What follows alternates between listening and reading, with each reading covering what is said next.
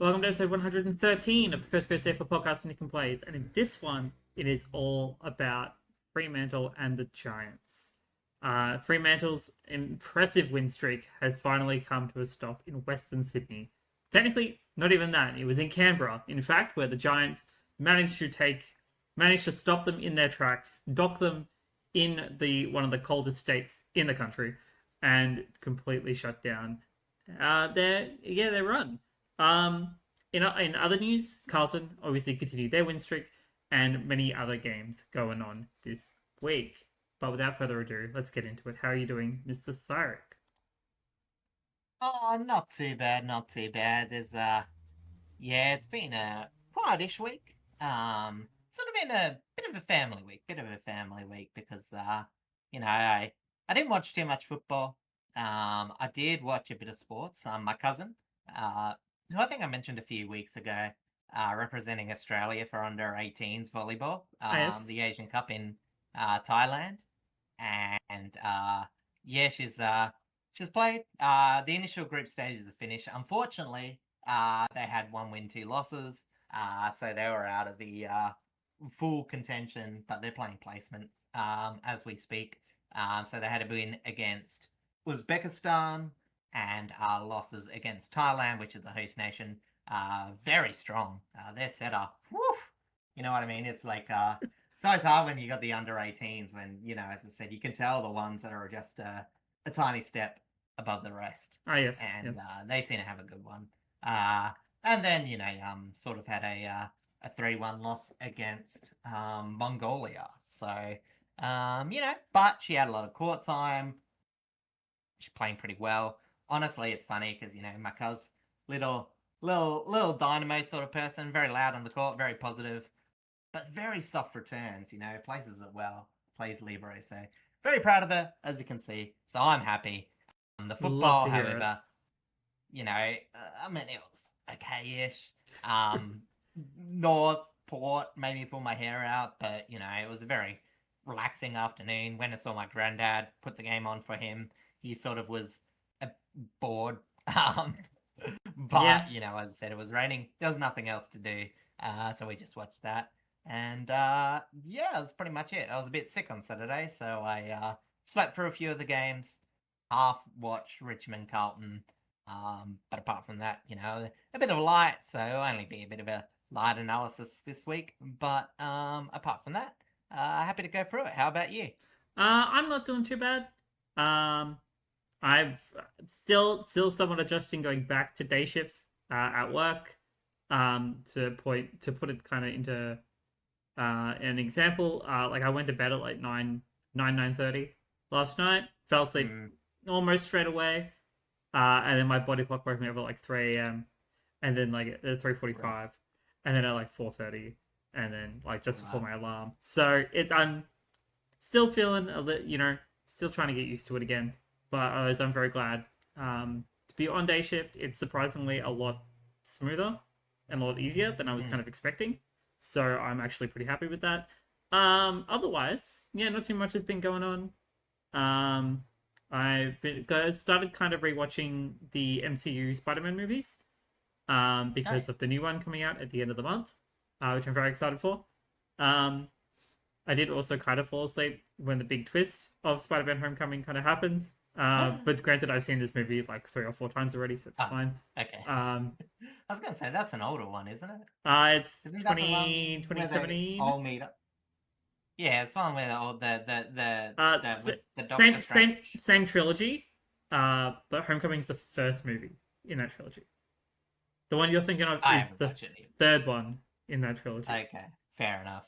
It's been a while. I watched the Tobey Maguire trilogy. That's all I know. So did I. Those are good movies. But yeah, no, I haven't actually done too much. I believe I confirmed this last week on the podcast, but the hole in the wall behind me is finally getting filled in about 2.5 weeks, give or take, by my cousin. So I'm looking forward to that. I'll be able to put up my Richmond poster finally, which is currently sitting behind me. What side? This side right here. So that's going to be good. But yeah, I'm ready to just get stuck into the footy, starting with Thursday night's game down in Geelong, where the Cats hosted the reigning premiers And with a 22-point margin, Brisbane did win out 19-9-123 to 14-17-101. Yeah, it's sort of interesting because I was trying to work out which one was technically the best game of the round, and honestly, like I don't think this game was perfect, but it definitely could have been it. Obviously a lot of hype, grand final rematch, the fact that these games continue to juggle between Geelong and Brisbane, and you know what? It was a classic defense left at the door. Don't take him into Goomba, and yeah, it was just interesting because I know it's talked a lot in the media, but as I said, I think it was on display for everyone. Geelong's decision to persist with clearly injured Jeremy Cameron is once again brought into play, as Yep. they just couldn't keep up with Brisbane taking easier shots as they converted the house down. Uh, Bailey and Lohman looked like they were never going to miss another shot in their lifetime. And yeah, as I said, when you have such a high shootout, it's definitely the question bringing in Cameron because, yeah, he just doesn't look fit. And it's one thing to be playing him, it's another one to be playing him with no impact. And that's what I think the Cats have got to, talk about early this week. Yeah, I completely agree that it's and this is a question that, well, people have been asking of the Cats literally since the grand final, when he very obviously played on with a broken arm, and had zero impact after that huge tackle from him before halftime. And it's like, this is basically the same sort of situation. It's like, you're in the regular season, you're basically guaranteed to play finals because you're Geelong. Like, you're better off taking him out of the game for what, 6 weeks, give or take, or Oh, at least yeah. at least a couple of weeks, and see how he goes. Because he's clearly having very minimal impact. Like, sure, he has a presence because it's Jeremy Cameron, but the if you want him to have actual forward craft impact, he's not fit for it right now. No. So the And the decision to continue to persist with him is going to cost them more games if they're not careful. Yeah, well, the interesting thing is obviously we don't know the medical stuff, is like, if this is a decision where it's like, oh, Jeremy, like, you're not going to get anything unless you have an off-season surgery, you know what I mean? Then it sort of changes the whole thing because there is a good chance that resting him might not actually heal whatever ails him. He might actually need surgery. So, as I said, the Cats are walking a tightrope, but I don't think it was all the forward line's fault because, again, you still kick 101 points. Very true. That wins you a chunk of games in the AFL season. But when Brisbane looked that good, it was a bit short.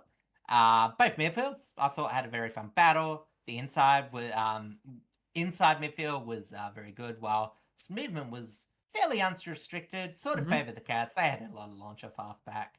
However, the amount of mids getting involved in scoring boosted the output for the game. Dangerfield kicking 5 as he rotated forward, which helped the Cats, especially when, as I said before, Jeremy Cameron was taken out of the game. The only real tall forward to really get going was, of course, Shane O'Neill. He's having a fantastic period in the absence of Jeremy Cameron. In defence, or forward line for Brisbane, O'Sullivan versus Morris, I thought was very interesting. Unsettled a bit early as Morris kicked 2. Now that was his fault, but he did cough up a clanger for a goal. I thought the youngster did really well to keep him quiet after a bit of a fast start, and still rack up a lot of intercepts. So you know what I mean. It was like the big Logan Morris, of course, one of the best forward draft picks of the modern time, to one of the better defender ones. So it's pretty interesting, fun to see that. However, as I said, the biggest problem for Geelong was the forward pressure for Brisbane racked up easy turnover possessions and pressure-free goals. Brisbane just did not have trouble scoring, as I said earlier. On the back half, Wilmot is quietly becoming one of the best back half generators. Less score involvements than Zorko, who is obviously still missed, but providing some very impactful first possessions. He's actually one of the better launch generators, and for those who don't know, launches are when your first possession generates a scoring chain. So, yeah, as I said, he is getting a lot of good touches there.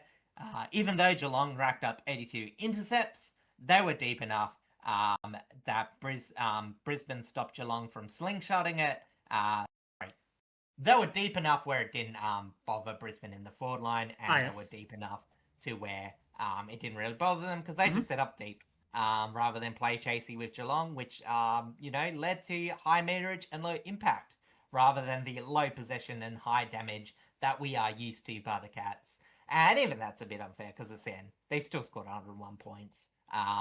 It was just in a game where there again not that many defensive moments. It's sometimes just the small ways you defend, Mhm. and I think Brisbane just choosing, um, you know, not to get sucked in too much, defend deep, and just take your moments as they are.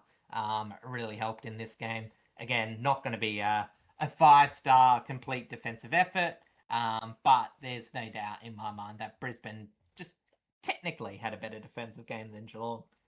Yeah, I think we spoke about this like last week and the week before about Brisbane finally hitting their form again. Finally starting to kind of see more of that premiership structure that we had known to be seen over the past 2 years, past 3 years, even though if you even want to count, Mm. the 2023 loss. Um, it's really interesting because they do this all the time, where it's just like that. They will actively play Hunter in against a lot of oppositions. But for Mm. Geelong, they purposely kind of hold themselves back and play a far more defensive game because they know Geelong is really, really good on the attack. They have such huge amounts Mm. of speed coming out of that midfield. You're going to be very dangerous with their forwards, of course. Mm. So the fact that the Brisbane always play a lot more defensively structured when it comes to teams like Geelong, I think they did it with Sydney as well. Um, Mm. it shows their adaptability, and it's a huge Yeah. credit. To even though that they're missing one of their key halfbacks in Zorko, who does so much good work for them.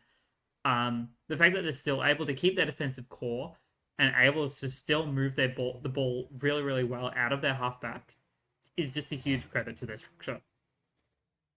Yeah, and it's one of those things where, as I said, it's going to be interesting because obviously against the more offensive teams, Brisbane has sort of worked out, but it's going to be interesting to see how they go against Fremantle because, again, with the AFL, that is how it is. It's tend to be favouring more offensive teams. Obviously, the next best defensive teams in the competition are Collingwood and Port Adelaide, both of which are pretty iffy to make finals at the moment. So again, it's going to be Fremantle that poses the most question on how they'll then approach that sort of offensive team. Yeah, But as I said, in terms of how to defend aggressive teams and still play your play style, I think Brisbane have done a pretty good job over that during the years. As I said, it's been an offensive based year. Even this year, it's looking to be that, despite the one outlier on the top of the ladder. It's just going to be very interesting what happens come the end. And I said, is because again, it still allows a lot of movement. That's always a risk. Geelong, in fact, got it in their forward 50 at a better rate. But as I mentioned, Brisbane kept a chirpy forward line to less impact until they stopped scoring in the fourth quarter. mm-hmm. And they were also the first team since the 2000s to get triple digits before the fourth quarter at GHBA Stadium. So whilst we know Geelong don't mind a few defensive trade-offs to generate offense, I think the biggest concerns for them come finals is the big marking teams inside 50, with Brisbane, Freo, and Adelaide looking to be tough to beat in terms of their road to the final. Well, not road to the finals, in their finals prospect. Yep. If they aren't on the game when it comes to ball use, because we can see Geelong just sort of outdo this by slicing and dicing, just by control, good marking, good ball use. But this wasn't quite it. As I said, for a high scoring game with a medium amount of tackle numbers, there was a lot of implied pressure and, ball use wasn't exactly, you know, it wasn't 100% for Geelong. I think Brisbane were pretty clean. They were able to get the ball, travelling very cleanly up the field when they're able to. But yeah, as I said, Geelong just looked a tiny bit off. Not huge concerns, just a bit off. And for a team hitting their strides, it just meant they felt short, even at home.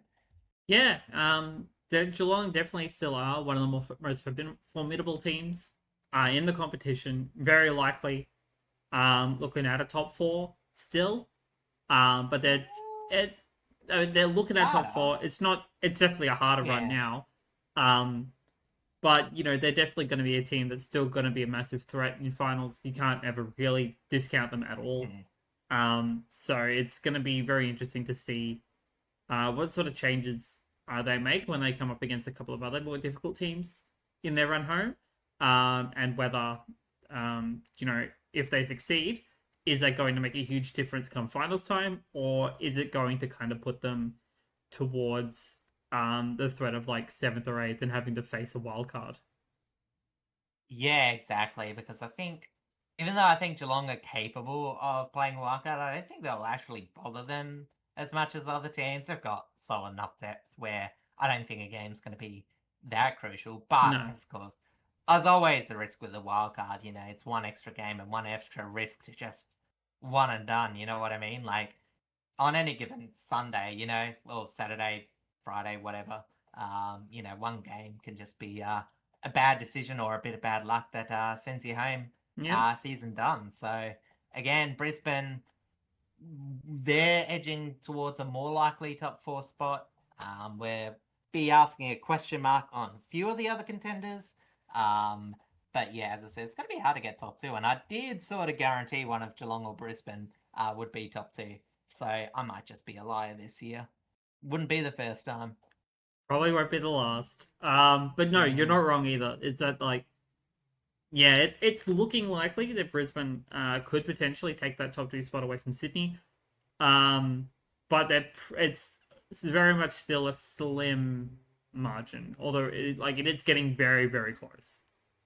Yeah, I think I'm slowly getting more confident the top four will be Fremantle, Sydney, Brisbane, Adelaide. Hawthorn obviously more than capable. And it would have to take a good run by either Melbourne or Geelong. I don't think any other team would even come close come the end of the year. I think Yep. the top four will be pretty well.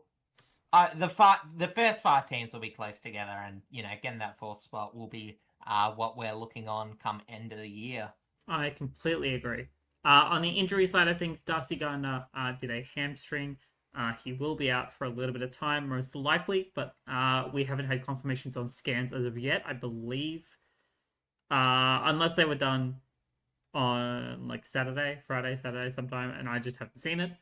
But there's a fair chance he will be probably have to spend a couple of weeks on the sidelines. And Zach Bailey came off at some point with hamstring tightness. It shouldn't affect this week's game, but it's just something to keep an eye on. Yeah, as I said, they've sort of stemmed for scans, but as far as I can tell, there's been no better news. But again, it's just the Lions defense. It's not really set this year, but it's not had a huge. Well, I mean, Lions haven't had. It has had an effect on their defensive output. It hasn't had an effect on their ladder position. So Fagan's just worked through it. He normally does. As said, it's just sort of a credit to what he can do as a coach. It's Yeah, not like he's he's never faced adversity in a season before. So exactly. it's just another chapter in the tale of his. We only have to cast our mind back to last year where they started the season 0-5. Like 2 years ago. oh sorry, 2 years ago. Yeah, so it's like he's definitely a coach that has come through a lot of adversity in this specific era. But even much prior to that, when he first kind of took over the Lions, how they were just Mm. dreadful as well, and he had to kind of rebuild the side. Yeah, as I said, took him to one of the better bottom four teams of all time from a pretty dismal bottom side to then making the finals the next year, I'm pretty sure. It was something Um, like that, yeah. yeah. All right, So, yeah. let's jump over now to our big Friday night clash, the 2026 Pride game up in Sydney, where the Swans hosted the Western Bulldogs, and with a 35-point margin, the Swans did win out 13-12 90 to 7-13-55. Yeah, look, as I said, as much as you know, we were sort of hoping for this match to be a bit good. I did think that Sydney were a bit too ahead, and also probably happy since it was the Pride game, because as I said, I think Sydney have been one of the best ambassadors of Pride, especially now that they've eventually gotten rid of the what was it, the Qatar airline sponsors. Yes. Makes it even more I think suitable. just before we go on to the game itself, I think there have been only two clubs that have like massively done great work in terms of supporting Pride and the queer communities and stuff, and that is Sydney and Richmond. Richmond primarily because they support the Midsummer Festival every year, which is a festival here in Melbourne that very much celebrates a lot of inclusivity of all cultures, but it is primarily queer focused. And yet we have nothing to do with the Pride Kit, and I wish we did. However, I am really glad that the Bulldogs got involved in it this year, especially considering the whole St Kilda thing only like 2 months ago, 2-3 months ago. So I'm very glad it was the Dogs, because they are also one of the teams that are quite inclusive and have always kind of been more progressive and very much big proponents of queer inclusivity. So I'm very glad it's them up against the Swans in hopefully more Pride games to come. Yeah, exactly. And I also want to say, like, the AFLW, I mean, most teams are obviously Oh yeah, the AFLW is a better whole in other terms kettle of of that. fish when it comes to that. Yeah. But like, it is always nice to go down to the Freo W games and see a wide range of diversity there. Obviously, Fremantle is a pretty you know lefty sort of city, It's so a very gentrified city, I would say. Yeah. yeah. So anyway, in terms of the actual game though, it was a territory dominance that could have let this game be an absolute blowout. But whilst the Bulldogs did get a few more shots than probably expected going inside 50, absolutely terrible shooting would have the margin reflect what the game felt like at times. Out the gates, the Doggies looked out of sorts defensively and in the contest. And while this did rectify later, it did give Sydney so much confidence and momentum just to go forward and coast in this affair. Curnow got involved in every stage and was probably one of the best players on the ground. McLean also stretched their defence as it was 14 marks inside 50 to 5. It didn't help that Butterick and later Caulfield were forced out of the game, but the Dogs just didn't help themselves as they just couldn't stop Sydney's ball movement at all from foot. There was a few games with some shocking movement defence, and I think this was one of them, at least from what I saw. I watched the first quarter of this because I was going off to a family dinner. But you could sort of tell the signs of the game pretty early on. Bailey Dale, again, is forced to be a bit too central for the Dogs' ball movement. He never does badly, and this is an indictment on him. But again, just sort of like the Adelaide Crows with Wayne Milera, it just makes the ball movement a lot more predictable, and it means that his disposals are probably a bit less damaging than what they could be. And these last few weeks are, as I said, the Dogs' ball movement on the back half has been pretty mediocre. And against the Swans, who are such a well-structured team, this was a death sentence. Yeah, it's very unfortunate that it kind of played out this way. Like especially when the Dogs, the way the Dogs structure through that midfield and off halfback, it is very obvious kind of the parts that they take to get the ball out towards their forward line. And so it when you come up against a team that I guess is a lot better coached, it becomes very easy to read. And I think that sort of situation very much happened here with the Dogs, where if they shut down Bailey Dale, they basically halted most of the Dogs' ball movement, and that's basically what they did. Yeah. And, it's interesting because, again, it's been a relatively good run for the Dogs apart from this game. Obviously, the only loss being in the against the Crows, who again have been in some all right form, except that one loss against the Showdown, which I'm still sort of happy about.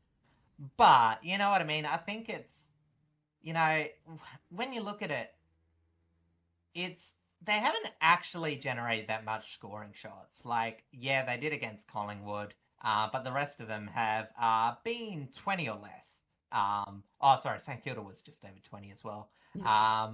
But, you know, as I said, I think, whilst I do think that the Bulldogs, and I don't think they'll do this against the top teams. I think they're going to struggle a bit. I don't think they'll be a huge finals threat. But I still, again, I do believe in what they're doing. I do believe in their structure. But I do think the biggest thing that will prevent them from being the form that they were at the start of the year is just a bit of their forward line structure, which has dipped a tiny bit, especially considering. And it's hard because, you know, a lot of that is when you lose your best key forward. And, you know, as I say, it's not like it's always been bad, and you know, it's definitely hasn't been bad until this game.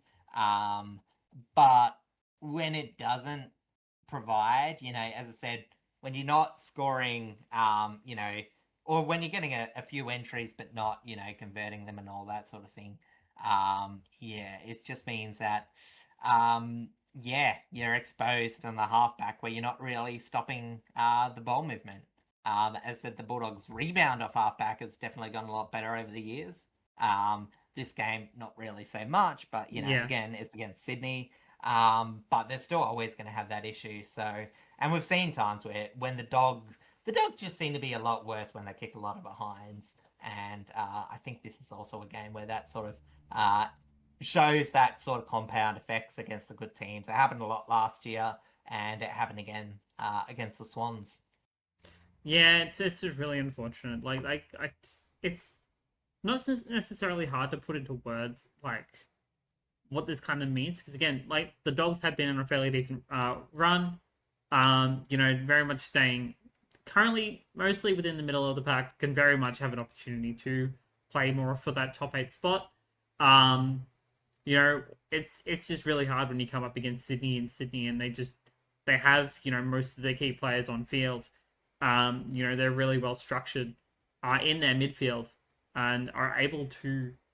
They're one of the better teams at being able to quell, you know, more of those dominant players in that middle. Mm. Like you know, Bond, as much as he does, you know, some fantastic work all of the time. He was very quickly shut down and had, while still good impact, not enough impact. You know, it's Matt Kennedy, despite, you know, the looming suspension, which I will talk about in a moment. Um, you know, he does some great work, but he was also shut down fairly quickly as well. You know, Riley West, I think, played this week. He very much shut down in some cases too, although I believe he got off the hook and in a couple of key moments, which was really good for the Dogs. But again, it's just when you shut down a lot of that key movement coming out of that midfield, um, you know, the Dogs kind of just stop because they have very Mm. limited avenues of ball movement in the first place. Yeah, I will quickly say you've got your Rileys mixed up again. Sorry, I was meant to get it's Sanders, Riley wasn't I? Sanders. Yeah, that's right. Yeah, that's all right though. I do that all the time. Uh, but yeah, just finishing off with a few Sydney players because again they're very good. But there's a few that I want to highlight a bit, and one of them is Callum Mills. Obviously been hit with the injury bug for the last couple of years, is turning into a very reliable player, which seems harsh because he was reliable beforehand. Like he's very much just a accumulator, probably above average decision maker. But you know, as I said, he's done very well off the halfback post, and he just pairs up so well with Blakey. Mm. Who again is you've got Blakey, who's the leading offensive generator out of all the taller defenders this year. And then when you've got options of, you know, Mills that can sort of connect up, Matt Roberts, who again has gone a bit up towards the wing this year, Mm-hmm. but is still a pretty decent ball user. And again, wherever you place Jake Lloyd, where, as I said, you know, Sydney have a couple of wingers that can also sort of play halfback. So, you know, as I said, so again, I think it's been a really good link up.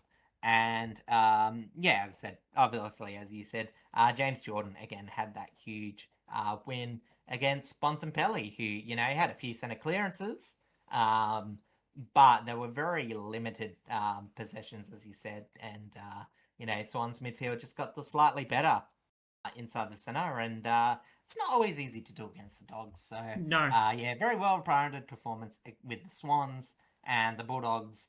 Yeah, just have to do a bit of soul-searching because, again, they probably have enough players to be a bit better than this. But this result at the same time isn't overly surprising.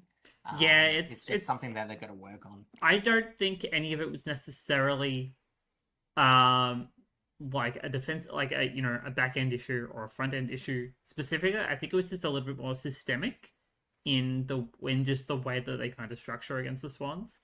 Like I know we've talked about the Dogs backline not being their greatest all season. That's still true, but I think because they've been a lot more consistent with the players that they haven't had to swap many players in and out. Apart from when they had that big injury issue earlier in the season. They've looked fairly well settled. Apart from the injury to Broderick this week, which I'll talk about in a second. Buku Khamis, O'Donnell, obviously Lob.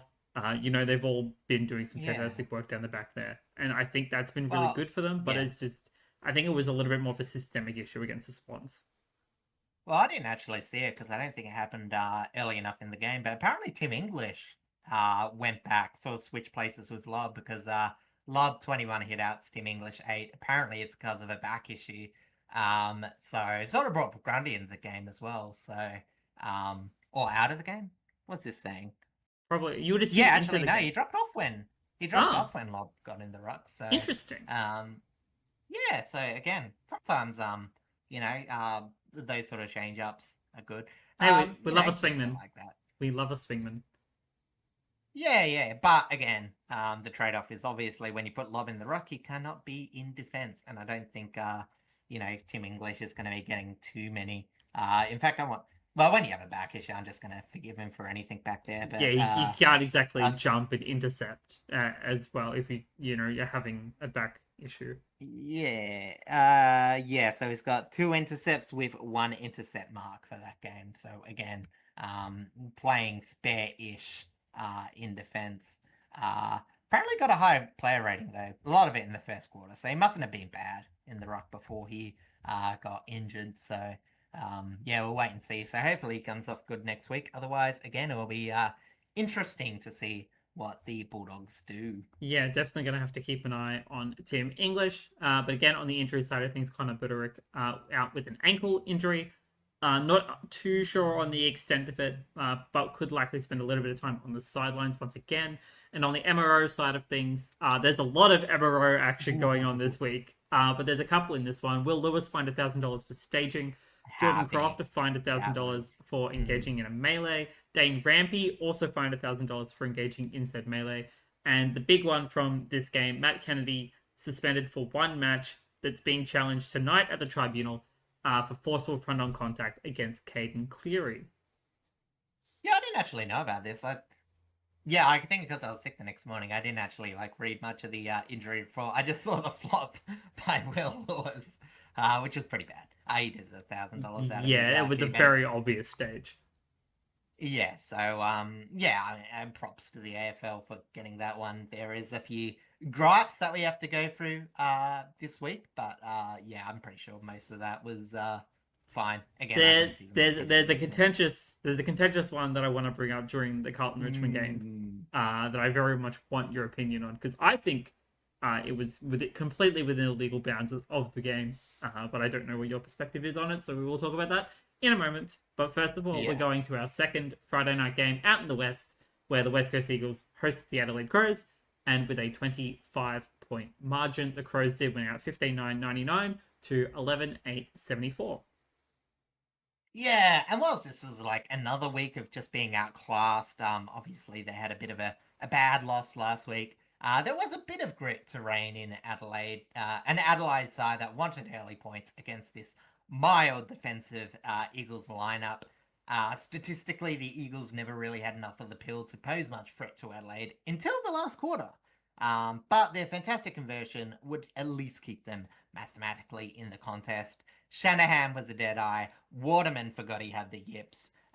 The biggest problem for the Eagles is that on the other end, Fogarty was still playing like a man possessed as he continues to work off a rough start to the season. Mm-hmm. He is probably, in the last 3 games, I think it's probably one of the more dangerous forwards going around the competition. He's definitely not one of the players that's going to shoot up the Coleman list. But I think Oh, he he's can't. definitely Yeah, he's become, missed too much football, yeah, I and think his he's start was woeful. he's definitely become one of the more consistent forwards of the past few weeks. That's for sure. Yeah. Uh, Also, talking about consistency, Hoff couldn't restrict Dawson as the Eagles had no defensive answers for the Crows midfield, with a 5-1 being scored from the centre bounce, with Williams and Harley Reid being the only centre bounce attendance getters with a decent amount from centre bounce. Brief And by that, I mean they both got 2 clearances. brief shout out to BJ Williams though for it being, I believe, his 100th game in this one. Yeah, So big had to congrats to see him. that. Big fan. Yeah. Honestly, like, it feels like it's been around for a while, but, like, he And got brought it's in either so his early. 100th or his 150th. I can't remember. Nah, it's 100. But he got brought in early. Like, he was getting rucked when there was no real right for him to get played ruck. It's just that they never actually got anyone in after, oh, what's his name? Not Petrie. What's the other one? Uh, Nat Nui retired. They had another one, though. yeah, there was a kind of a gap in there, like just after Petrie and Nick Nat. I I can't remember feel who it like they had was. some sort of, like, pinch hitting ruckman that just took the reins for a bar. Anyway, um, in fact, as I was saying, um, yeah, unfortunately, some of the older players were the lowlights of this game for the Eagles. Duggan had 10 turnovers, and Yo had 7 possessions and 0 effective kicks. A lot of those posies came late for Yo as well, and they were amongst the worst for the Eagles as the imports continue to be the only performing oldies for this young team. Mm-hmm. Um, for the youngsters, though, Franco made up for a lot of it. He debuted and looked pretty good. Gives the Eagles a bit more hope. Obviously related to Josh Franco, Port Premiership player. Uh, and yeah, as I said, for the Crows, obviously Dawson and Fogarty, as I already mentioned. McAndrews, again, probably had the better of BJ Williams, although it was fairly even enough, I would say, in the ruck battle. Keys got involved with a few sneaky ones. Very opportunistic, but that's just Ben Keys for you. And yeah, there wasn't like too much to take from this game. I think the only reason for concern for the Crows is again being beaten by Tolls for 2 weeks in a row, despite their backline being what it is. But I think for both of these weeks there was some solid work, and unlike last week, it wasn't also due to a oversupply of entries to deal with. So as I said, I think they'll just take the win, might work on a few things defensively. Mm-hmm. And as I said, their back half ball movement sort of just needs a touch up before the end of season crunch time. That's been a pain all year because we know that they don't move the ball that well or that consistently from the back line, but when they actually reach the forward half, they are very good at scoring, which is why, despite all this, they still have healthy back half score numbers. So yeah, and especially when you get the tolls, obviously they were missing one today though, but they still managed to get it done. As I said, it wasn't a bad effort. Again, we talk about it for a few weeks now. Rep Bazzo, the crowd wants him. The crowd wants him mentioned. We want him mentioned. He took the text and sort of read his number. So again, he continues to do good work. Whilst they've got a lot of players missing in that back line. Agreed. Again, I would have thought that the Rep Bazzo led Eagles backline, if at the start of the year would have been conceding 120 points per name. And whilst Adelaide did get 99 points, A, they shot pretty well, and B, as I said, they are the Crows. They are a pretty good offensive team. So at least they kept them under 100. I think that's, even though it was only about 1 point, I don't think it was a shocking defensive performance. No, I think It's just hard. yeah, again, like this is a very young, very mostly inexperienced Eagles backline, somewhat riddled with injury at the moment. So it's there's going to be a lot of inconsistencies with this backline. But again, massive credit to Red Bezzo for doing some of his finest work on Big Tex. Um, you know, there's still a lot to like about where this Eagles lineup is going. But again, they're just still too young, still a little too raw and inexperienced. And there's going to be a lot of games where they will defensively get beaten. But massive credit to them that they were able to keep Adelaide under 100, especially considering Adelaide have been one of the bigger threats in the second half so far of the season. But again, yeah, like with no Thilthorpe out there, he was a late change with illness. Um, it could have been worse, but I don't think that it would have been like a 100-point loss kind of worse. Yeah. Although it's point, there was one player that took a bit of heat off this player I'm going to mention, obviously being Tex Water. But despite technically being worse, I think there was a player that took a bit of heat off him because Tex had 4 shots, 1 behind, which means that 3 either went out in the full or fell short. So, yeah, as I said, not a very good game for him. Harley was also the other contributor of misses getting 4 behinds, but everyone else was pretty accurate. Yeah, it was actually a pretty good night for goal scoring. Just a couple of players a bit off. We love a good shootout, and it's really good that Waterman kind of found his feet again this week, because the last couple of weeks from him have not been great. But him and Shanahan, have definitely looked like a really solid duo. Forward. It's just about being more accurate. Again, so a topic that I will have a lot of opinions on when it comes to the Richmond Carlton game. Oh, don't worry. As I said, as a Port viewer, I know about all the pains of not quite getting the return from effort as he should. But, I must admit, this game had a few easier shots as well, so that did help out the case. But it was. Well, I can't say it was a good contest, but as I said, it was definitely one where you could give a bit of props to the Eagles. But overall, I think it was just a mildly good quality game. Yeah, I would say. Yeah, I agree with that. On the MRO side of things, Elliot Yeo was fined $1,000 for contact with an umpire, and that leads us to our Saturday games, starting down in Tasmania, in Launceston, of course, where Hawthorn hosted the Melbourne Demons. And with a 35-point margin, a lot of people didn't pick this. The Demons won out against the Hawks, 19-11-125 to 14-6-90. Yeah, we were talking about before the podcast how I thought I was definitely very pro Melbourne in my analysis. I know. I didn't tip Melbourne. I know. In the episode last week, we were definitely more still kind of leaning towards Hawthorn because it's the Hawks in Tassie. Yeah. But yeah, like post recording, and I was having a discussion with my workmate. He was, because he's a big Hawthorn supporter. He was telling me about the outs that the Hawks kind of had, and I was like, you know what? This Melbourne coming off of a bye as well. They're well rested. Like this could be an opportunity here. So I went for it. I got the tip correct. But I was not expecting the first half to play out as it did, though. No, and while I don't have the exact first half figures, I do have where it got to the ugliest. And the Hawks were embarrassed in their pseudo-Tassie fortress. Melbourne had an unexpected 17-11 goal to 5-5 lead. I think that was about 5 or 10 minutes into the third quarter. Let me take a look at the worm. It was about 10 to 15 minutes ish into the third quarter. Okay, yeah. Where Hawthorn unleashed mega junk time, scored more than 10 in a row, and became the only team in the modern era to score 10 goals in a row in a quarter and lose. The heroes for the Hawks were Mabi Ochol and Josh Ward.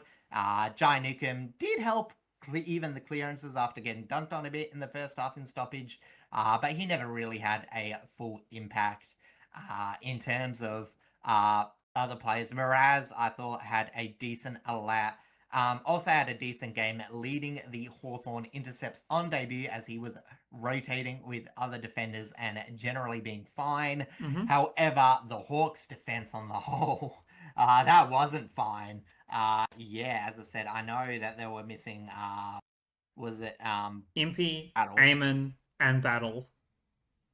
Yeah, as I said, I think I think Impey probably is the only other defensive one. Amon isn't exactly a shutdown defender, but again, when it comes to distribution on the back half, it is definitely lacking. You would take, Impey over Flynn Perez, or Bodie Ryan. Yeah. That's just, is what it is. Like, Hawks, I think, actually have some pretty good depth. I wouldn't say the best depth is on the half back line. I would say it's more in the deep back reserves. And yeah, as I said, that's sort of where they sort of, got a bit. Their ball use wasn't that good. And on the turnover, we had a few players getting really good games. Van Rooyen had a surprise win on a woeful. Sorry, I already mentioned that. But yes, Van Rooyen did take advantage of this. Frida had 5 with 67% game time, and Gawn absolutely obliterated Meek. As I said, Jai Newcomb also had a hit out. I think I just wrote that because I was saying all the weird stats in this game. And I just thought, Why not? A hit out's a hit out. Why not mention it? But yeah, Melbourne were a class above on offense. At ground level, though, Sparrow, Gawn, and Cozzy looked wonderful, and the pace of the initial ball-winning generation gave Hawthorn very little time to set up, which I didn't think helped their defense. We have seen at times when the ball goes in there in pace, the tall defense actually hurts them a bit.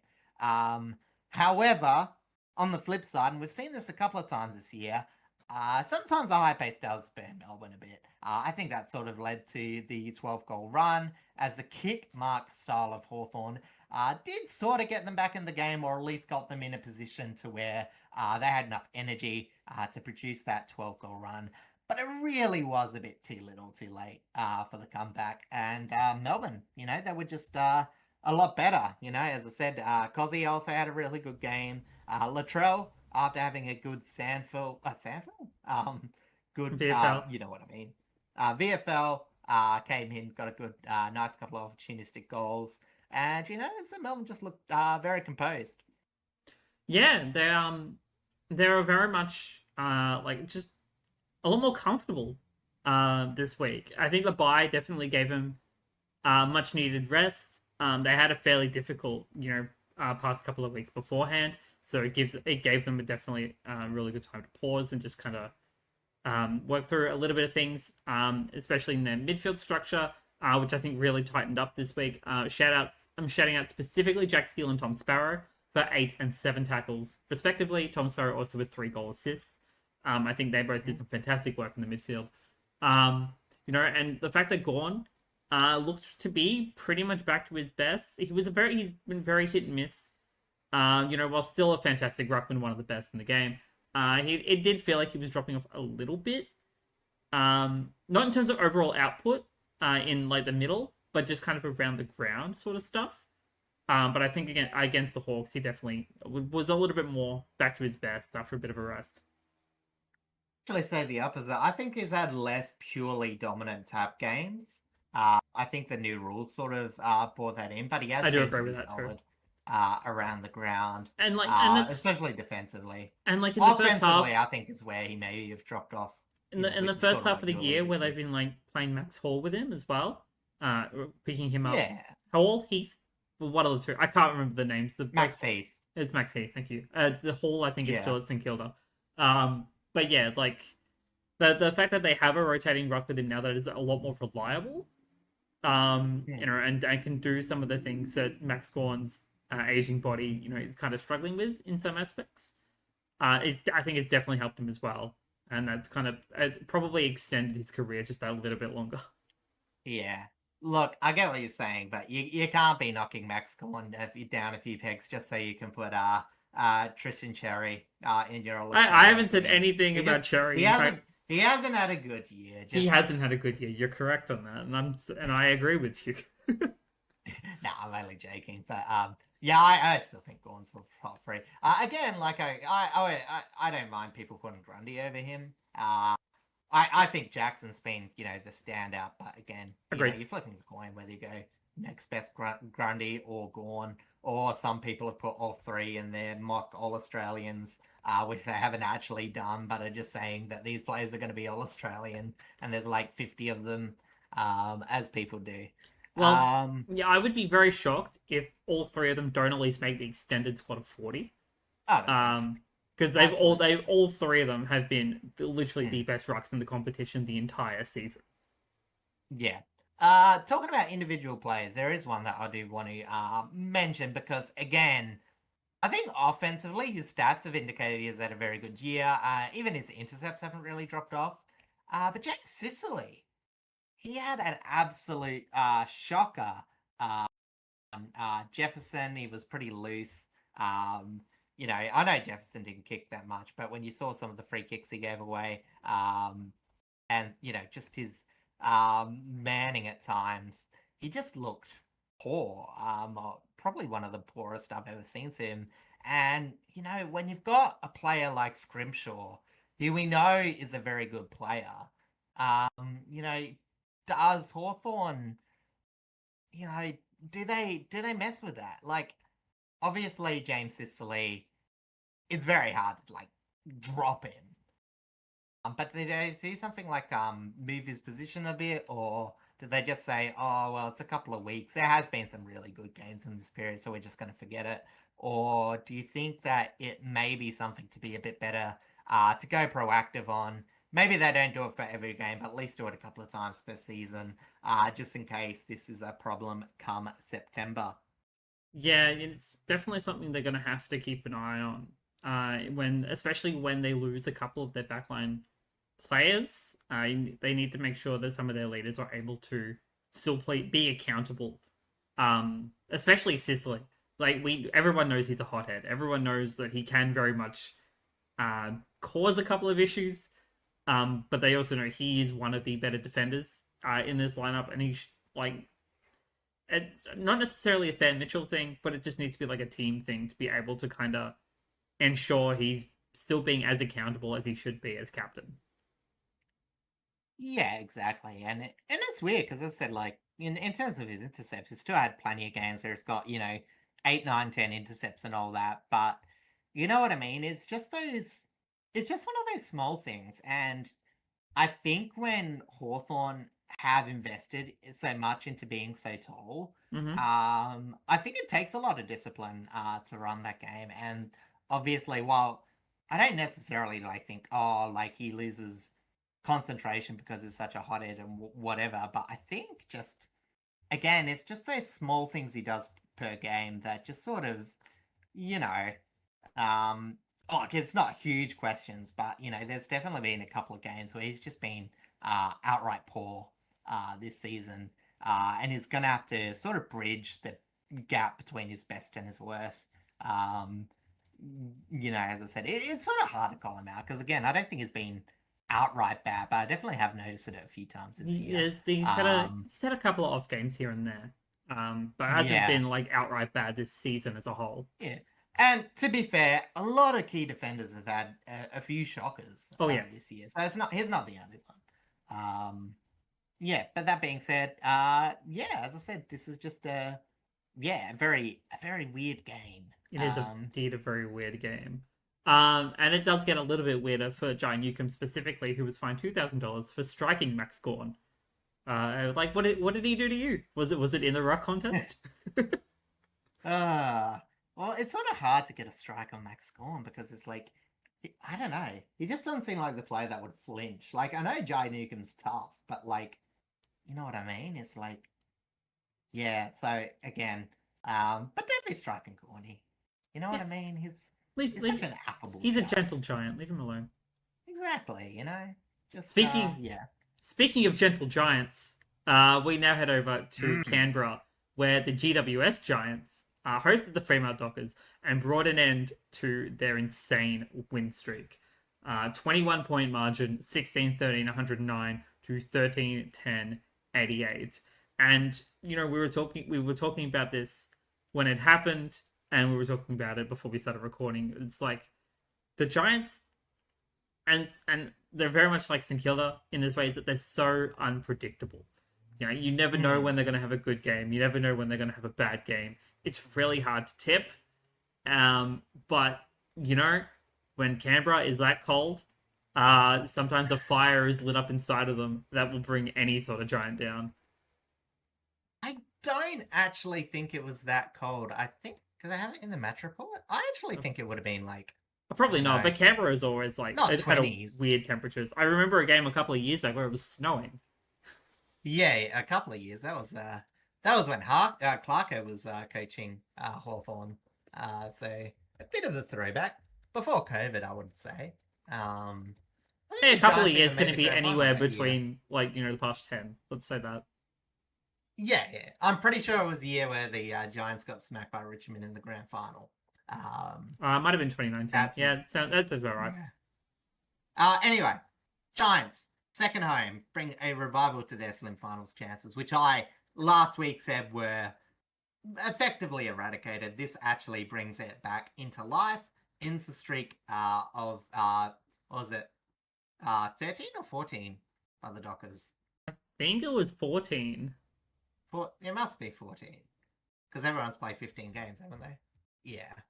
Anyway, so no, it would have been 13. I don't know. Anyway, what the is one of streak them? Oh, it's ended. yeah, No it more might have been Wolfie 13. time. Anyway, yeah. They've put it in the papers. They've put it in the news. Wolfie time is effectively ended for the week. Again, they simply brought the Dockers along with the shootout and sort of put the game a bit more on their terms, and they lost the Purple Army somewhere along the way, while Stringer was slotting them from everywhere. This was again, Stringer pulls these games out some of He these times, and he I know he's he just frustrating, suddenly remembered how to be the but package. That's it took him all season, it's but he remembered. like, and again, like we're talking about so many, like when he first came in for GWS, like, oh, like, yeah, they can put him in because of Hogan, Hogan will bring it down, blah, blah, blah. Like, and this is like him playing with Callum Brown, who, to be fair, is in fairly middling form. Mm-hmm. Aaron Cadman, who's playing good, but it's not really a contested ball. Like, is either a marker or get out mark sort of player. I think that's sort of the one element that he will develop as his body gets a bit bigger. But we know his marking ability is fantastic. So, like Giants, there's not as many ground ball. And yet Stringer was anywhere near. You know what I mean? Like anytime he had an opportunity, he just snapped it and converted some pretty tough shots this week. And supporting him was Tobias, who also wound back the clock. Toby Green had an absolutely fantastic game, presented a few clearances as well, and kicked 3 goals, 3.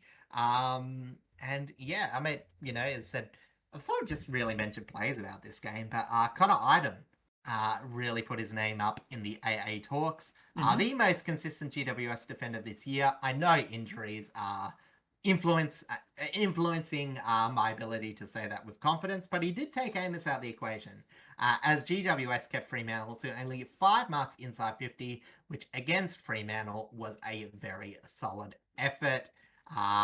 88 points, I think, in Fremantle's defence from so little entries and tall forward output was actually sort of flattering, and we'll keep the disappointment to a minimum. But it was my mild spanking for a team that looked nigh untouchable for a hot minute. Yeah, I completely agree. Like it just shows, even though they did get beaten, the fact that they are still so consistent in front of goal. Like despite the minimal inside 50 entries, despite the minimal marking by their 3 tall forwards, they're still able to create such important impact in front of goal, whether that's from their smalls, whether it's from their talls, even playing lower to the ground. They're consistent enough to be able to continually create that conversion. But a huge credit to the Giants for structuring really well, to be able to stretch them thin as well, create important contests when those taller forwards had potential influence, and just be able to essentially just keep the ball away from them. Like it's kind of what they did. Like they were able to create their own space in defense and get free before the Bulls of the Freo midfield or the dangerous players that play up forward were able to shut them down. Yeah, because it was interesting because, as I said, we talk about a lot about like kick mark and control, and whilst there was like a lot of kick mark, it wasn't actually too much. Like, it was 86 marks, which is below AFL average. But I think the difference was it was marks to smart meterage, and they were very good at finding contests. They had a chance to win, and they weren't going to get bullied. So they just took the open plays when they were able to, and just brought the contest to Freo. And obviously, I think the other thing to say too is it was a clearance dominance by GWS, which no one, I don't think, would have guessed. 42 clearances to 28. Obviously, Clayton Oliver having a huge influence on this. But, even though, like, whilst I think he was really good, Luke Jackson just wasn't quite his best game. In fact, he didn't even register a clearance. I would imagine it's the only game where he hasn't registered a clearance. Can't say that for fact, but like you know what I mean. Yeah, my out of the gut's games telling me this that's season, true. it's probably not far off, I would say. Um, it is very interesting that like the Freo midfielders had so much less impact against GWS core this week. Like, Caleb Sarong, Hayden Young, who unfortunately did go out with an injury. Yeah. Shea Bolton, Brayshaw, I think, was the biggest Brayshaw. drop off. Yeah, it's so interesting that like these guys were so dominant for so long, and then just suddenly hit a wall.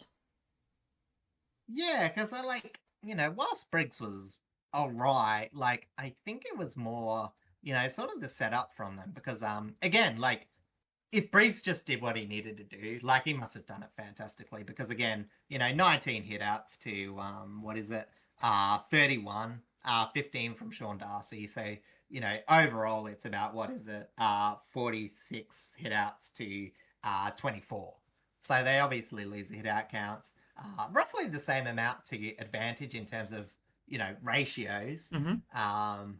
But, as I said, Kieran Briggs was just able to make better connection. Not so much with his tax, but even positioning to where if it did concede, it didn't hurt too much. And, as I said, one of the biggest things we've mentioned in terms of GWS is how a lot of it does fall on Callaghan and Oliver. But, now we've got, Jack O in his first game, 3 clearances. Delaney gets a couple of clearances. Bedford probably gets a few clearances more than his normal strict role. Angwin is, the second biggest clearance getter. And even though like Toby Green and Jake Stringer are primarily playing more forward, they are 2 players who can have very heavy influence in that midfield as well when they rotate through. They're both so good at doing that. I think one of the biggest thing about Green and Stringer is they're one of the better targets to give a handball off from a clearance. You know what I mean? Like, they are very good at finding space when people are suckered out of the contest. And I think that's why you saw Toby Green be so damaging along with Jake Stringer, who, as I said, he didn't miss. Like, what was it? It was 16 points. He got above his X score or points he was predicted to get from 9 shots. He scored 7-2, but some of those were hard, man. Like one of them was that big snap from the boundary that was like from nearly outside 50, and he was just on another level. And I don't think Fremantle played bad. Like it even like on the defensive half, like yeah, they got beaten by a few players, but like their halfbackers were fairly solid. Their fullbackers, maybe one quiet. I think that like Luke Ryan, maybe is probably one of those ones that probably defensively has been a bit off this year, and I think that sort of caught up to them. But I don't think Pierce or Brennan Cox particularly had bad games. I just think that when Sydney can connect a bit better, and we've seen this through the years, like they get really good entries, and then when they don't connect, it's dire. Yeah. And as I said, it's so frustrating for them because again, we know about their injuries. We know they're not going to be the most consistent team, but the fact that you just feel like they could get on a run. Like you feel like against the odds, they can still pull something out. And yet it is very sporadic. So, whilst this is a good win, they deserve full props for it. It is still hard for me to back them into a finals comeback, but as I said, it does swing a lot their way. And as for Freo, as I said, this is just a loss. Not great. I think they were actually pretty fine the first half. I think the biggest disappointment would be the third quarter when things got away from them, and also just not getting hands on the football quite enough. But again, it is hard to sustain that level of energy for, so many games in a row. I don't think necessarily that the particulars in the pressures was off. They were just, sort of structurally a bit out of it this game. And as I said, GWS just had so much better connection in the forward half and winning the ball in the centre. Yeah, I think this was just we kind of had a feeling that they were gonna end the streak at some point. We didn't think it was gonna make it all the way to finals. Yeah. We just didn't know when. So coming at the behest of the Giants is probably more interesting.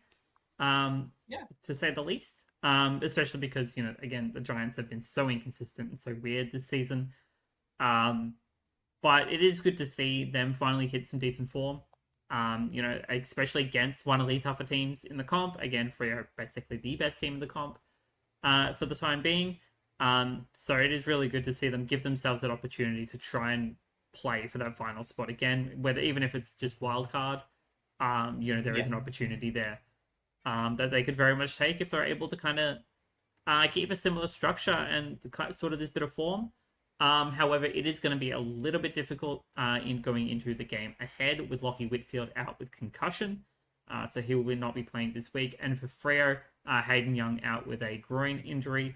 Unsure of the extent, but considering he has a history of injuries, it's going to be like a wait and see kind of thing. I do think that he will probably be wrapped up in Collingwood. And it's a bit disappointing. He didn't... he got off to a pretty okay start. I can't really fault them. It was weird because I still felt like Freo were getting beaten in that area, but that definitely did, sort of influence the swing of dominance in the centre. Also, just before we forget, Riley Hamilton also debuted in this game, scored a few touches, 2 behinds, wasn't clean, but influenced a few contests, so that was good to see. That is very good to see. On the MRO side of things, Toby Green was fined $1,000 for other misconduct against Caleb Sarong. Not entirely sure what the context of that one is. Stephen Cornelio was fined $1,000 for attempting to trip Hayden Young. Harry Himmelberg was fined $1,500 for striking Nathan O'Driscoll. Connor Iden and Caleb Sarong also fined $1,000 each for instigating a melee, and Toby Green and Patrick Voss also fined $1,000 each for engaging in said melee. So Toby Green's fine counter continuing to rise.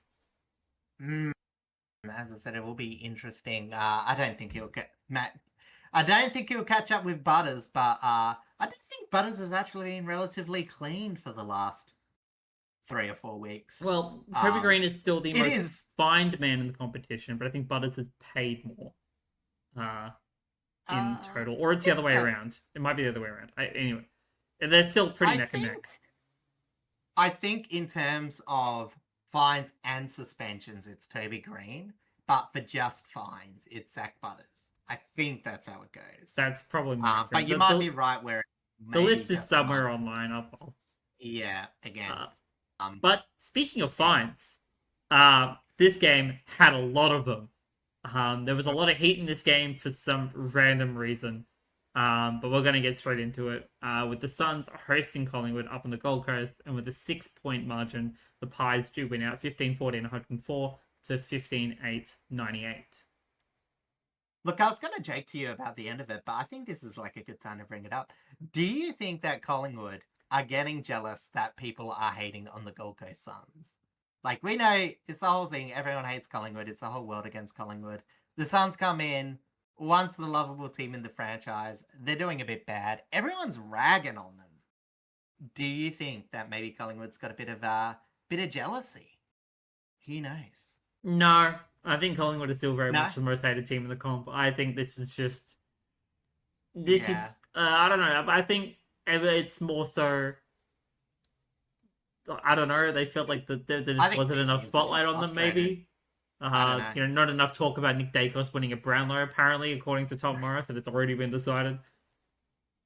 I mean, look, as I said, I do write a bit about it, and I think he has increased his odds at this point, but it's far from decided. But we'll talk about this game. It was high scoring, and it was a 6 point margin. Yet this game sort of felt frustrating and was a bit inflated by some excellent scoring and bad defending at times. Since neither team was doing that much into limit transition, it was up to the individual efforts from the midfield and forward line to determine the game winner, and Collingwood worked better for set shots, while Gold Coast were more creative than potent up forward. Noah Anderson, I should say, took an Allen tag and held up okay in the midfield, but it was just the lack of defensive running from his co-conspirators in Mm-hmm. Rowell and Petrarca that hurt more, as Dacos was able to run rampant with that lethal ball use, as I mentioned before, continued his Brownlow hunting season. Look, if you don't put any effort into Nick Dacos, his ball use ramps up. We've seen the games where he gets tagged and he has a lot of possession, but Very has minimal minimal impact. kicking efficiency. Yeah, Or maybe not even impact, but he's definitely, his bowl use can skyrocket downwards. But in this game, or at least according to champion data, he was the best bowl user, and that normally goes to the efficient forwards. So for a midfielder to get that is pretty good indeed. Anyway, this was the most Collingwood did struggle in defence, I thought, for a while. mm-hmm. Probably played maybe a bit too tall. Gold Coast really try to use their tolls to any great effect, so they just went to king or ground, Mm-hmm. which I think suited them a bit better. Ned Boyle, I think, was, to be fair, utilised as a toll more.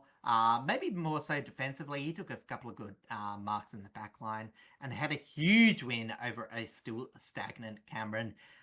Despite all the disappointments of the year, I think one of the best things is Moyle, just making up for Wits being, injured / not that good this year, / whatever you want to call it, whether it's pure injury, whether he just doesn't like the rules, whatever it is, Ned Moyle has taken the reins fairly well. As I said, and this is sort of where I do talk. Actually, we'll talk about a bit the game before we go into some of the outside things towards the game, like how, as I said, is it? Because, technically, this game for the Suns, it was a lot closer than last week. In terms of effort, it was absolute night and day. And yet, it just feels still a bit disappointing, doesn't it? Yeah, it's a lot better than what we've seen of them of recent, but it's not Hmm. quite where we expect them to be. And I Yeah. honestly, I don't even think they'll hit that level this No. year. I think there's too much systemic issues currently in their structure. Again, I don't know if that's at the end of the day. I don't think it necessarily is the inclusion of Petrarca. I think it's more Hmm. I think some of the depth that they had lost in the off season. Hmm. Buderick probably being one of the more key ones in their backline. I think Yeah. actually hurt them a little bit more. Whilst I'm still very impressed with what John Noble has been able to do. Collins is still doing some fantastic work down back as well. Danny Rioli currently injured, but when he has been in, he's been decent. I just don't think there is enough going on defensively from this team that is Hmm. necessarily supporting their midfield in the best kind of way. And No, I say the that opposite. kind of just became a flow-on effect as well of Yeah. their midfield output at the same time. Just, because we know Raul as huge clearance bull, huge tackling bull. He's not putting up those numbers really at all this season. He's had a couple of games here No. and there when he's been able to, but not much at all. Hmm. Anderson, normally a really good distributor, and a high possession getter. Obviously, he's had a drop off as well. Took Miller, same thing, and I don't think Petrarca has had a bad adjustment to being included in this Hmm. team. I just think that systemically he's not been able to do his role properly because of the other issues in the team. It's not so much he hasn't done his role properly. I think from what they've clearly asked for Petrarca, he's doing what he does, and he's done this in Melbourne. where he's just been like a forward half.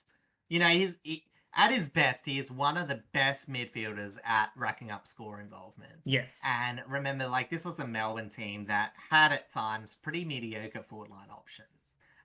So you can't say, oh, well, Gold Coast In Eagles some, don't have as much. even to this day, still kind of mediocre forward half options. But they're getting better. Arguably looking better than the Suns, or They at are least they are equal. very much looking better. But I mean, look, they're they not haven't exactly been like playing. superstar names, except for like Fridge. Yeah. But like, as I said, and I've mentioned this before, it's just so weird to me that, as I said, you've got Took Miller, okay, you put him in the forward line, and he can be a bit of a tackle, and he did get 10 tackles, to be fair, in this game. And also, I don't actually blame the midfield entirely for this game. I don't think they did as bad, but No. as I said, just on that defensive side, Matt Rowell, however, has, dropped off the face of the F comparatively. He's gone from like 7.8 tackles or whatever it was from last year, which wasn't even as good as the year before, where it was like near 9. And now he's averaging, I think it was 4.8 or something like that. It's dropped off a fair bit. And the thing is, it's like we've seen Rowell play that defensive player, and they are screaming for one. Like, they're not winning the contest. Like, they're already going full aggression and not getting much. So, like, I just can't see how it would hurt him playing defensively, or at least playing someone like Alex Davies. We talk about their depth, but, as I said, like, I don't think he's the best player, but at least in terms of shaking things up, just playing him, he's a bigger body, you assign him a defensive effort. Again, maybe there's a few questions on his defensive running, because I've never really seen anything to say he's a really defensive player, but in the absence of nothing, it's just, you would have thought they would have done something, but it's not to be. And also taking a few centre bounces, Nick Coleman, but he drifted to the outside this week, so, even that, like that didn't, but like for the most part, it's been the exact same lineup, which is what's killer to me. In fact, so I brought up Matt Rowell's stats specifically because I was curious. He's still registering as under Champion Data's statistics, of course. He's still registering as elite under contested possessions and contested possession rate, which is neither here nor there, because that's more in relation. That's in the end, that's more in relation to whether that contributes to a score involvement or a decent conversion, bridge ball sort of stuff. He's still registering as elite in stoppage clearances for season average at 3.6, but dropped off a little bit in center clearances at 2.7. His also tackling rate is also still registering as elite at 5.8 as his season average, but I think that's only on the basis of like a couple of games where he's done a decent amount of tackling, but I think most of the season it's been quite low.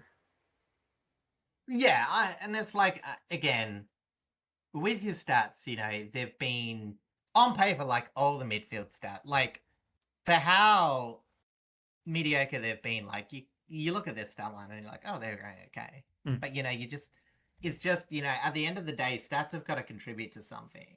And, like, again, you say what you will, like, at the end of the day, in terms of, like, points from stoppage, like Collingwood, who, again, one of the most vanilla center teams, gets... It's only a 3-point win from stoppage, but with more scoring shots, 5-4 to 5-7, as well as both a centre clearance and general clearance win to Collingwood. And again, Collingwood are not a clearance team by any means. In fact, they've probably based a lot of their game about just preventing their lack of clearance work from getting any damage. At this point, I do want to give a shout out to Sam Swaddling, who had a pretty fantastic game as he looks to insert himself into the side, as well as the other two. Well, obviously, Swaddling isn't a rookie, but isn't a first game player. But the two others that debuted was Dylan Patterson, who played on halfback, got a few possessions and a goal, which was always nice, and Liam Puncher, absolutely wasted talent, not playing on a Liam, but he did have a solid role keeping Jed Walter and Ethan Reed relatively quiet. We love that for our debutants. Speaking of a debutant, there was a player who made his debut very early in the season by the name of Zeke Euland, and he is this week's Rising Star nominee. He finished with a career high 32 disposals, 24 of them being kicks, as well as 16 marks total, and also kicked a goal in this game. Yeah, and it's like I said, it's probably enough for a rising star, but as I said, I think it's one of those things where, as I said, arguably though, the one of the things that hurt is again, I don't think he had that many score involvements because I was looking. Yeah, he only had 2 score involvements, which again, I don't think is fully his fault. I don't think Gold Coast halfback movement has been very good this year. But in terms of just racking up the pill, distributing, getting a lot of meterage, he definitely did his job that day. So it is very well deserved. But as I said, I think that if Gold Coast were a bit structured, I think he would have even had a bit more of an impact. Yeah, I completely agree. All right, bear with me for this one. Oh yeah, because sorry. No, I will want to say beforehand. Braden Maynard. I know he gets a lot of hate, and look, I sort of actually don't hate Braden Maynard that much. I think this season specifically, he's become a little bit more likable. Always, he's got that dog in him, but he does have that dog in him. That dog in him, that dog that's like, a bit territorial, a bit aggressive, but very loyal. With him is like, yeah, you know what I mean, and it's like, yeah, I get it. I don't really like to be around you, but I respect you as a dog. Yeah. Like that to me is Braden Maynard, and what he did with his shoulder injury, absolutely bashed the crap out of it a couple of times in the contest, refused to go off. And it was just symbolic that he would go that far to protect his defense, which was struggling. Obviously, with Darcy Moore out, Billy Frampton not having his best game. When in comparison, I've seen Gold Coast do everything in their power to leave their defense high and dry. I just thought that was like a beautiful contrast, just to show where the Magpies are at in terms of system, where they maybe not got the best players on the park anymore, but are still like getting a lot of value out of their system versus the pretty much the opposite for the Suns. Yeah, absolutely. Like there is a high possibility that he probably will not play this week, because of said shoulder injury. And there's effectively probably did more damage to it by staying on. But the courage that he had to play through it, and really try and hold up his team's defense to secure the win. Like that's what makes, that's what makes a insert team here man. Like we often say, you're a Richmond man if you uphold these sorts of values and play this sort of way, that sort of thing. But Collingwood have a very similar thing, and they don't mind getting down and dirty if it makes their team better. Exactly, like, that is Collingwood. They don't have to be everyone's favorite player. And they can be known as a pest, but they know that they will be so respected. A lot of this goes back to the Rat Pack of the 2000s. Like that's pretty much where this whole sort of ideal comes from. To be fair, if you compare Maynard to the Rat Pack, I would much rather hang out with Braden Maynard. Like Braden Maynard, at least off the field, seemed a bit more, let's say, gentlemanly. He's very much more of very much a nice guy off field and an absolute asshole on field. Yeah, pretty much. And this goes on to my second fact. We do have to add the little asterisk that he may just wanted to stay on the field so he could fight some players because there was a lot going on. That is also true. About to run down. This game got extremely heated. There is a lot of MRO reports in this one. I'm going to start with the big one first, being Ben Long suspended for 2 matches for rough conduct against Braden Maynard. So that's one of the more interesting parts of this whole topic, is that, one of Gold Coast's somewhat reliable forwards, could not be playing for the next 2 weeks. I don't know if they're challenging it. None of it has been confirmed. I think they might leave it as it is.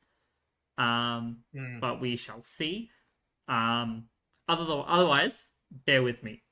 Took Miller and Braden Maynard will also find $5,000 each for quote-unquote other misconduct. We know this is due to the umpire contact, because both clubs had hit the 5 offense limit that is meant to be a $20,000 fine.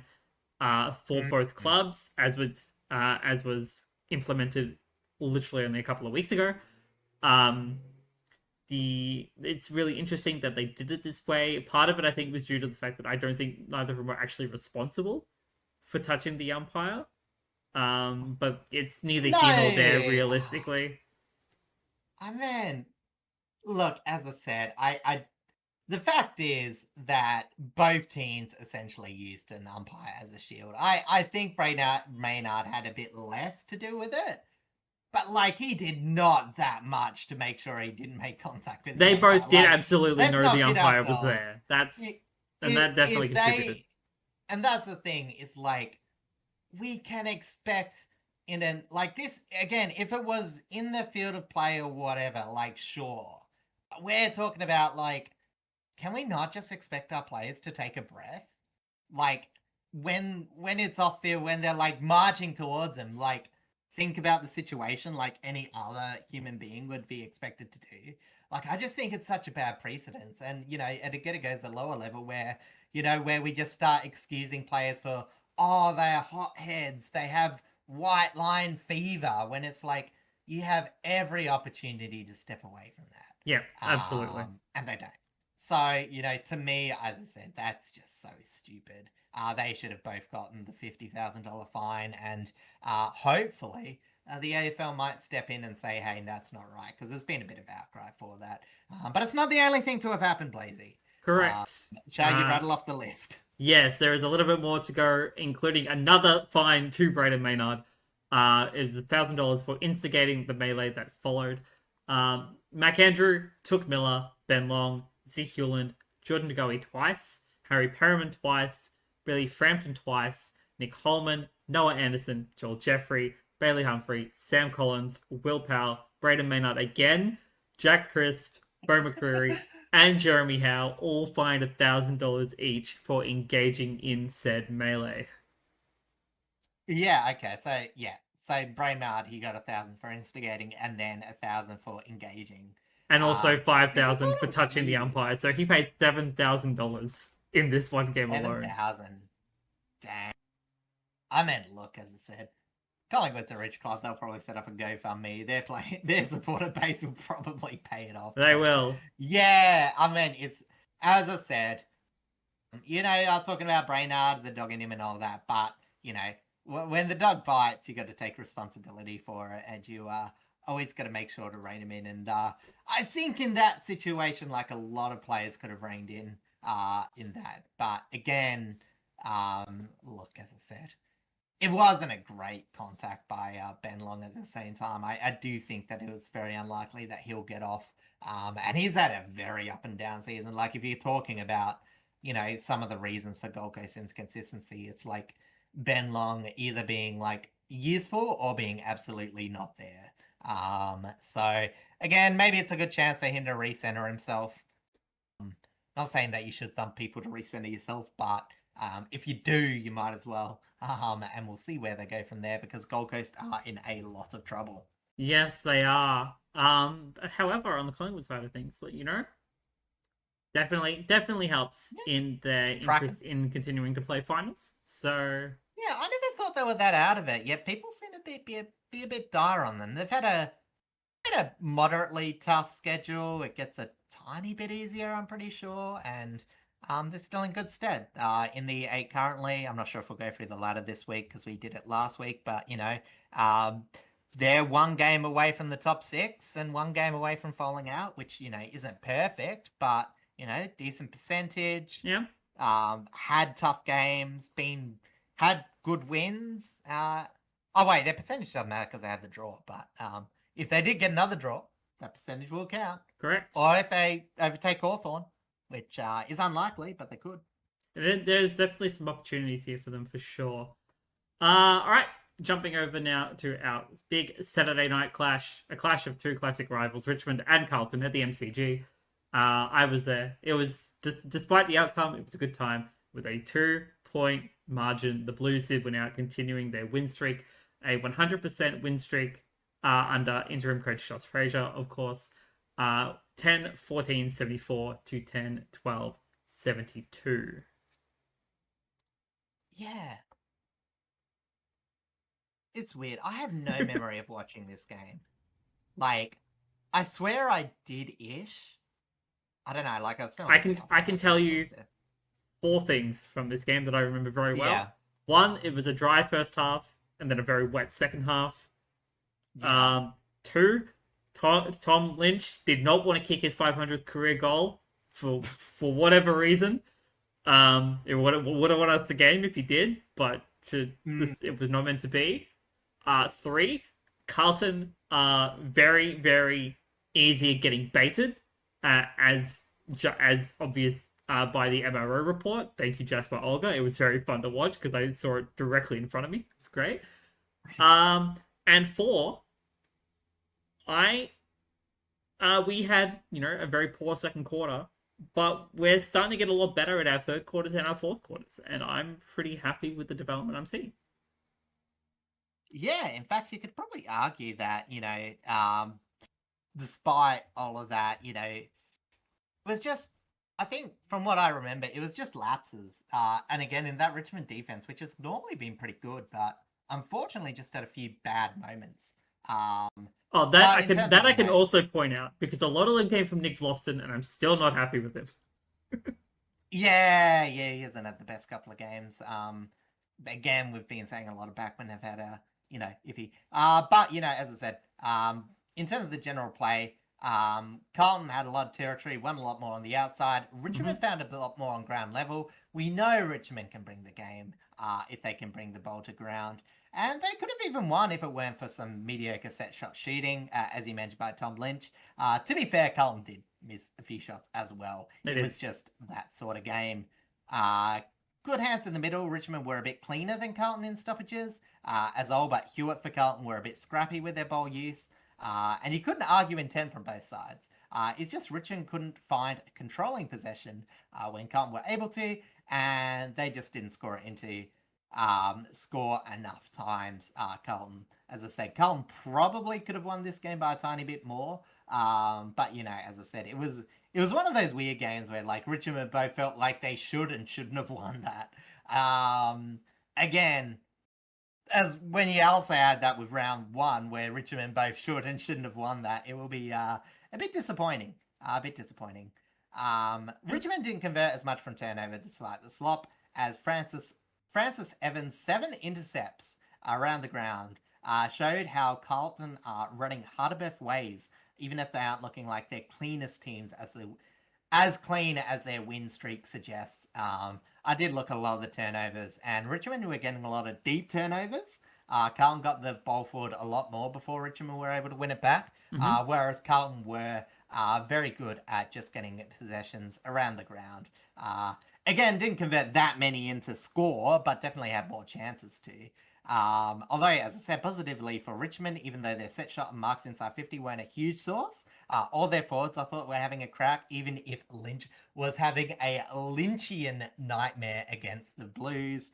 I don't know whether he's stuck in Twin Peaks or insert another David Lynch film here, movie, whatever, series. But yeah. It's... Was that David Lynch? Yeah. David Leitch. Yeah, I don't know. Lynch. I think it was David Lynch. No, Lynch was Twin Peaks. No, but yeah, you're right. He was having an absolute mare of it. But yeah, even though Lafau wasn't having an impact on the scoreboard, he was having huge impact around the ground. He was channeling a little bit more of his rugby kind of game, doing a lot of hip and shoulders to take players out of contests. Completely fair within the rules of the game. So I really like seeing that. Provided a lot of pressure, especially when we were missing a little bit of pressure out of that midfield when Ross went down with concussion. So I think that contributed a lot when the ball was moving towards our back half. I'm still had a very impressed with Mansell. Had another fantastic game second week back. Kicked a beautiful goal from the boundary. Chef's kiss.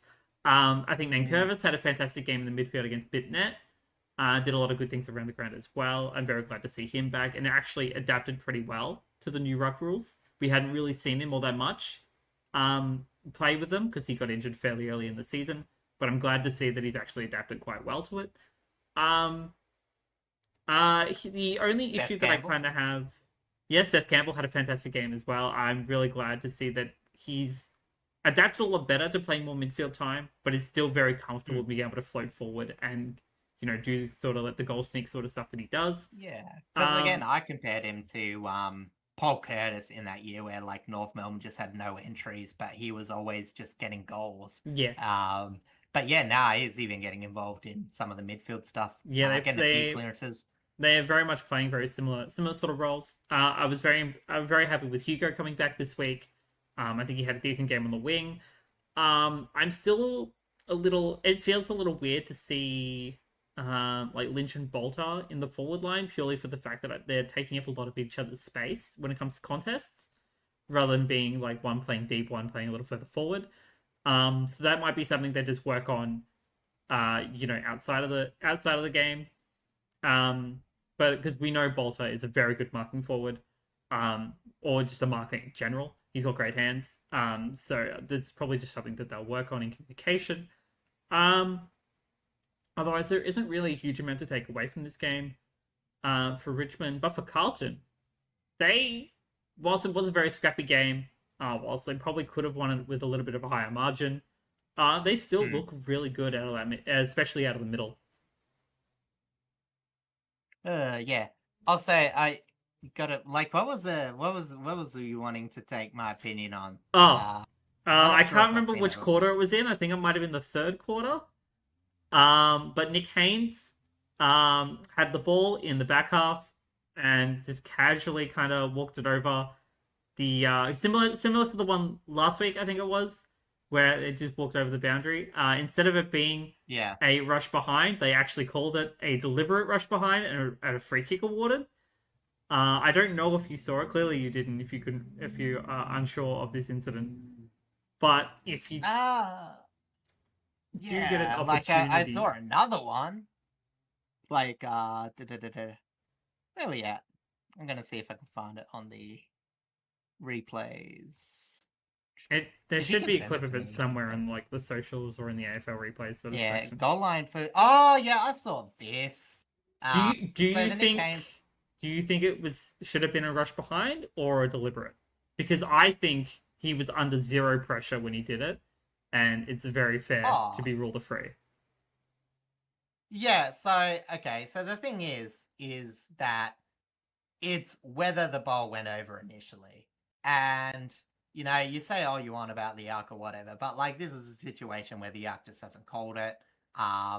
And there was no call of a behind when he initially took it over. So again, playing by the rules, no pressure, he just walks it over. Obviously didn't hear a call, but thought it was a behind. By letter of what the goal umpire saw, that was a correct decision. There's no problem with that. And I will give the goal umpire some credit. They were saying, oh, we zoomed it in and it was clearly over, and then there was another angle where it wasn't quite as clear. Like that was just a line ball decision. Yeah, Like the arc could have don't know. And remember, has to go past the flag as well. correct. So honestly, I reckon erring on the side of it was fine. Now, what the question should be is should the arc had listened to it? Like, should the arc gone when it was behind? Okay, we're going to stop, have a little check on this. Common sense from above. And honestly, I think that's arguable because as much as fans rave on about common sense, they absolutely hate it when the game stopped for it. You know what I mean? Yeah, Like they're just like, oh, we got it back in the umpire. It's like you're the ones that are begging for us to use it more. And then, like, oh, when it's line ball, oh, we should just trust the umpire anyway. And it's like, well, what do you want? So I just think that this was literally just line ball umpiring. Like, this wasn't a bad mistake. I would even argue that wasn't a mistake at all. It was just weird. I think the AFL just hasn't got a system where they trust that they can implement the arc effectively. Because there's been so many decisions where we've just been ranting and raving about whether we should have used it or not. agreed. I do think it was unlucky though. Like, in all honesty, like I don't really blame Nick Haynes. Like, in a high pressure moment, he might have thought that the whistle was heard. Your brain plays funny tricks on you. But as far as I'm concerned, yeah, that was a deliberate rush behind. And it's pretty, pretty straightforward, really. That's why I don't think it's necessarily a controversial call. I think it's just more so the fact that like Weird. yeah, it's just one of those weird things from the round. Like the only other thing that I feel like is the issue that I have with the umpires. Honestly, generally for the most part, I think this was one of the best officiated games of the season. Like there were very minimal issues in this game that I had Yeah. from umpiring on both sides. Um, but the only thing that I have an issue with, and it's not this game, but it's like games prior, is like the whole rule adjudication across the boundary, whether it's like a lasso or it's just a throw in. Because we've had a lot of those issues so far this season, and it's always been the third umpire from above having to try and like having to actually adjudicate it rather than the umpires on field. Because Honestly, it's I so think weird. it's a lot worse from the commentary. Weird. Like, I don't have a problem. Like, yeah, people say, "Oh, it's so hard for an accidental knock on to count as a possession," but like, It's not that I have an it issue counts as with the rules themselves. I think yeah, implementing the last touch rule is fine. Um, yeah. but it's more so just how it's being adjudicated. Like, what would you want to change? Because, like, again, if they're unsure, they check it occasionally, and it stops play sometimes. And yeah, it sucks a bit, but like, it's one of those things where like people are trying to get umpires to be like, oh, if it's just a like little knock, let's let the umpire decide if it was like an intentional possession or not. And it's like we always argue that umpires should have less grey area to work with. Yet we as fans are so intent on bringing more grey areas to the game. Like we want the umpires to A, use a lot of common sense, but B, make strict line ball decisions that are clear as day. Yeah. And you can't have both. And that's the thing. And that's why I think umpire talk has gotten so negative. It's why I think that umpires have a very tough job. I don't even think that umpiring has necessarily been as bad as people are saying. I do think honestly, I think it's just that kind of been the same as it's been the past couple of years. Like it's yeah, not and necessarily I gotten just think better or worse. It's just kind of yeah, stagnant. I think that the addition of the extra umpires mean it's very hard for free kicks not to be called. Yeah. And that is you've got a bunch of rules that have a varying interpretation that can sometimes change on what people see. And, we've seen that there's angles and whatever where one umpire is willing to let something go, but the other umpire has interjected and said, no, that's a free kick. And which is by letter of the law fine, and we're going to talk about it in a later game. And yet it's caused that stagnant sort of game and that inconsistency because, again, it's not so much a controlling umpire that's had a flow of the game where you see a lot of that consistency. Mm-hmm. You're basically getting 2 games of umpiring standard adjudicated at the same time, in my opinion. And that's what's causing a lot of confusion. I personally think we should go back to 3 umpires, but, and pay them more. Well, yeah, 100% agree on both of those. But what I would like to see is the same umpires umpiring together every game that they get, rather than it being different umpires every different game. Have a specific group of 3 or 4. I think boundary umpires can be different, goal umpires can be different, but the field umpires need to be the same 3, give or take situations, like whether they have like a thing on, they can't actually work, whatever, the standard sort of stuff that gets in the way of a job. But I think the same core need to stay the same per game, whether that means like, because that's the way, that's probably the best way you're going to get the same field umpires to properly adjudicate games together and be on the same sort of wavelength as to how to adjudicate a game. And then you sort of know as players, like if you've got a crew that tends to give out food, and you can say, oh, it's biased, but I don't think umpires are biased towards any teams. I do think that some teams get a run because some umpires tend to call things and some teams tend to do things. You know what I mean? It's like there are very much teams that know that they can get away with certain things under certain umpires. But that's just how it is. And honestly, in my opinion, and like what I'm going to talk about in the Port game, is I actually think Port's gone away with a bit. Like they got away with a lot of stuff that could be called defensive holding. Yeah. And then it just got taken to the logical extreme coming up. But I guess we'll talk about that a tiny bit later. But I do want to finish up in saying is that that idea is not actually unprecedented. It's what they do in the NFL. Obviously, the NFL, though, you're dealing with much larger travel logistics. Yes. But I do think it does sort of, it works out okay. Like NFL umpiring, it isn't fantastic all the time, but it's normally fairly consistent within a game. And that's the main thing. Yeah, I completely agree. It's just like if we have a little bit more, I guess, uniformity in like what umpires are used where, I think we'll have a lot. We'll have games that are a lot better officiated overall. Yeah. That and obviously I do making think them people full time whinge and too paying much them about more it. would also go a Yeah. long way. Yeah. Honestly, as I said, I think people are way too harsh on umpires. Like, again, umpires that make calls that maybe don't need to be called or like, oh, that's not as much versus like a flat out run call are two different things. And people complain way too much about the 50-50 calls. They're like, oh, that doesn't need to be paid. Oh, that's just, that's, if it's there, you can call it. Like, again, you don't want a case of Port Adelaide versus North Melbourne, but, at the same time, like, you got to let umpires umpire at the same time. Like, if they see it, there's not much you can do. And, it's up to teams to adjust as well. But we'll talk about that coming up. Yes. But to do that, we got to start with the Sunday games. And we're going to start off Not with a game that just we're not worried. yet. Oh, sorry. We're not just yet. Not just yet. Hold your horses, Not Ben. just yet. So Oh, I we have got some Sunday MRO night. reporting to talk about first Oh, okay. because I did briefly mention it, but I didn't go through all of it.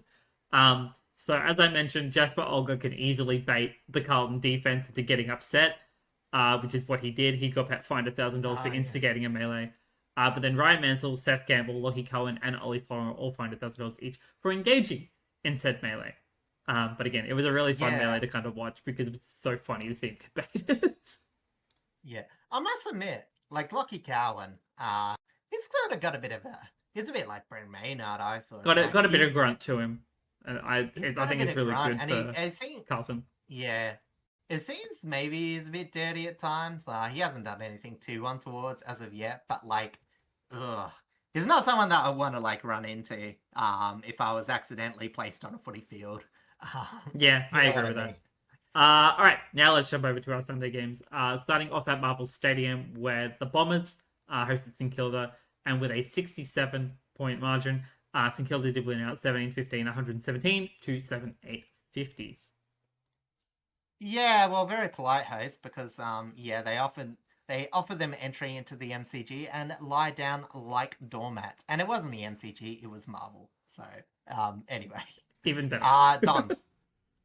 Absolutely putrid with ball use, and their defensive structures were but awful. They were the worst defensive team this week. Some of their movement stats were absolutely putrid, and the Saints proved again, whilst they aren't world beaters, you just can't not show up against them. Like, you mentioned that the Saints are like a variable team, and I think that was like true last week. I think that the Saints this year have limits to their football more so, and I do think that when everything's going for them, they can do fairly solidly. I don't think there's been too many games where they've been purely off their game plan. But again, then they're out the 8 for the reason. Whilst Essendon have some notable injuries, it was a lack of senior player effort again. Parrish was absolutely awful. Setterfield was near unsighted at halftime. And Ben Mackay just didn't have as much impact as a forward as he has tried to in the last few weeks. And Ridley just looks checked out from some of the efforts I saw. I know there's been a few rumours on his trades, but man, he's lowering his stock every day. I don't know if I would want Jordan Ridley in 2027, to be honest. Like, be good for depth, but there's not much I've seen that suggests that he's... Well, look, as I said, if this is pressure... Like, he's not really performing under pressure because, you can do a bit better than what he did. It wasn't just all system. Again, uninhibited halfback movement and free big goals from back half turners, and it was a recipe for disaster. The Saints did stall in the third. 3 shots to 3 made for very uneventful viewing for the poor souls that tried to watch this game as the ball just pinged between the arcs. But they really just did enough and appreciated the wide range of scorers and possession getters that the Dons allowed. I think 2 players got over 40. I think it was Naz and was it Hall? Oh no, sorry, it was Bradley Hill. I talk about him It in a was second, indeed Brad actually. Hill. Yes. The one, well, maybe not one, but there's a couple of price side. Durham building his case for Essendon's most consistent midfielder, as Essendon will just randomly chuck Zach Merritt on half back. Mm-hmm. Caddy had his efforts, but was frustratingly wasteful, as he probably could have junked his way to 4 or 5 goals in this game. And Brad Hill is quietly having a near career best year on his outside distribution as a winger and half-backer is undeniably the best in the team, as Sinclair is out for the season. Yeah, it is very interesting to see him have this kind of resurrection of his career at such an older age. Granted, we have seen this from quite a few players over the past couple of years, where they've been hit 30 plus, and have just kind of kind of suddenly elevated a lot of their statistics. Yeah. But I think this is so good for the Saints. Not necessarily because Sinclair is out, but because he's been able to create a lot more, provide obviously just be a lot more dependable. Granted, coming up against the Bombers, he's not really going to get shut down, to be fair. Naz obviously had an absolute field day for the most part as well. But it just shows that despite St Kilda's issues, they have created a really dependable core, and it's just about getting the most out of them, especially when it comes up to the harder matchups as well. Yeah, and I think that's the thing is like people underrate like how good Brad Hill's kick, because you know what I mean. Like we all know him for pace, and we're like, oh, he's getting old, he's losing some of that pace. He's not going to be quite as good as he was in both Hawthorn and Fremantle. But as I said, proving him all wrong. Also Max Hull again. He unidentified as a ruckman. He's of course the smaller inside midfielder. That's right. For the Saints. And is having a very good season. But yeah, as I said, it was night and day when you look at the Saints midfield compared to the Dons. It was even the ones that did get possession, like they were very much just kicking it around. You know what I mean? Like there's possessions, and then there's like just kicking it on the oval. And unfortunately, Essendon just had a game where they felt like they were kicking it on the oval. There was not much meaningful to take from that game. It was just honestly as terrible a structure as you can go from it. I do want to give a little bit of a shout out to Rowan Marshall, who I think has managed to step up a little bit more in the absence of TDK. Obviously, him and TDK were both injured in the same game, but he's managed to come back pretty quickly and, really kind of take a lot more of that responsibility again, like he did sort of last season as the number one ruck. And is just, is doing a lot more good work. Granted, against the Bombers, it's not that difficult, to be honest. But I did notice a lot of his efforts, especially when he floated up forward, and even floating down into defense as well, that he has been a lot more dependable this season. Yeah. As I said, it's so hard to like fully judge purely from this game because again, like that's we know how bad the like I know are. some teams are bad, and you don't want to say okay, this team's bad, so whatever the team that did good is like not, but like there's bad and there's effort free, and I think that was like the most damaging thing because you look at the transition stats. Chain to score 32%, so 32% for any chain to result in a score, almost double Essendon's. D50 to 4, 50%, 41.9%. So, edging towards 50%. Defensive 50 to score 22.6%, which is well above. Like league average is about maybe 10. So, again, 12% extra from defensive half scores. As well as just like defensive half to forward 50 being 50%. Like that is essentially ball movement is as free as you're probably going to get in modern football. And that's just it. Like Essendon Like, I get that they've got some struggles with injuries, but they just can't be this bad after sacking Brad Scott. Like, I just, yeah, it's just tough to watch. And it's like, this is why I said why it was so dangerous, because you want to set your team up.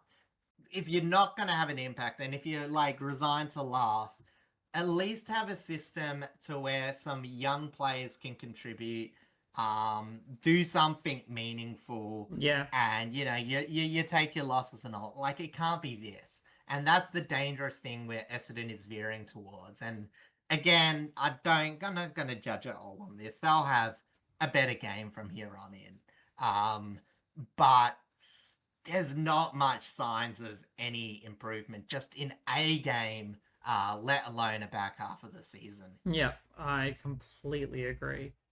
Jumping over now to our last game of the round, the game that honestly wasn't that much better, is the Port Adelaide North Melbourne game over at the Adelaide Oval.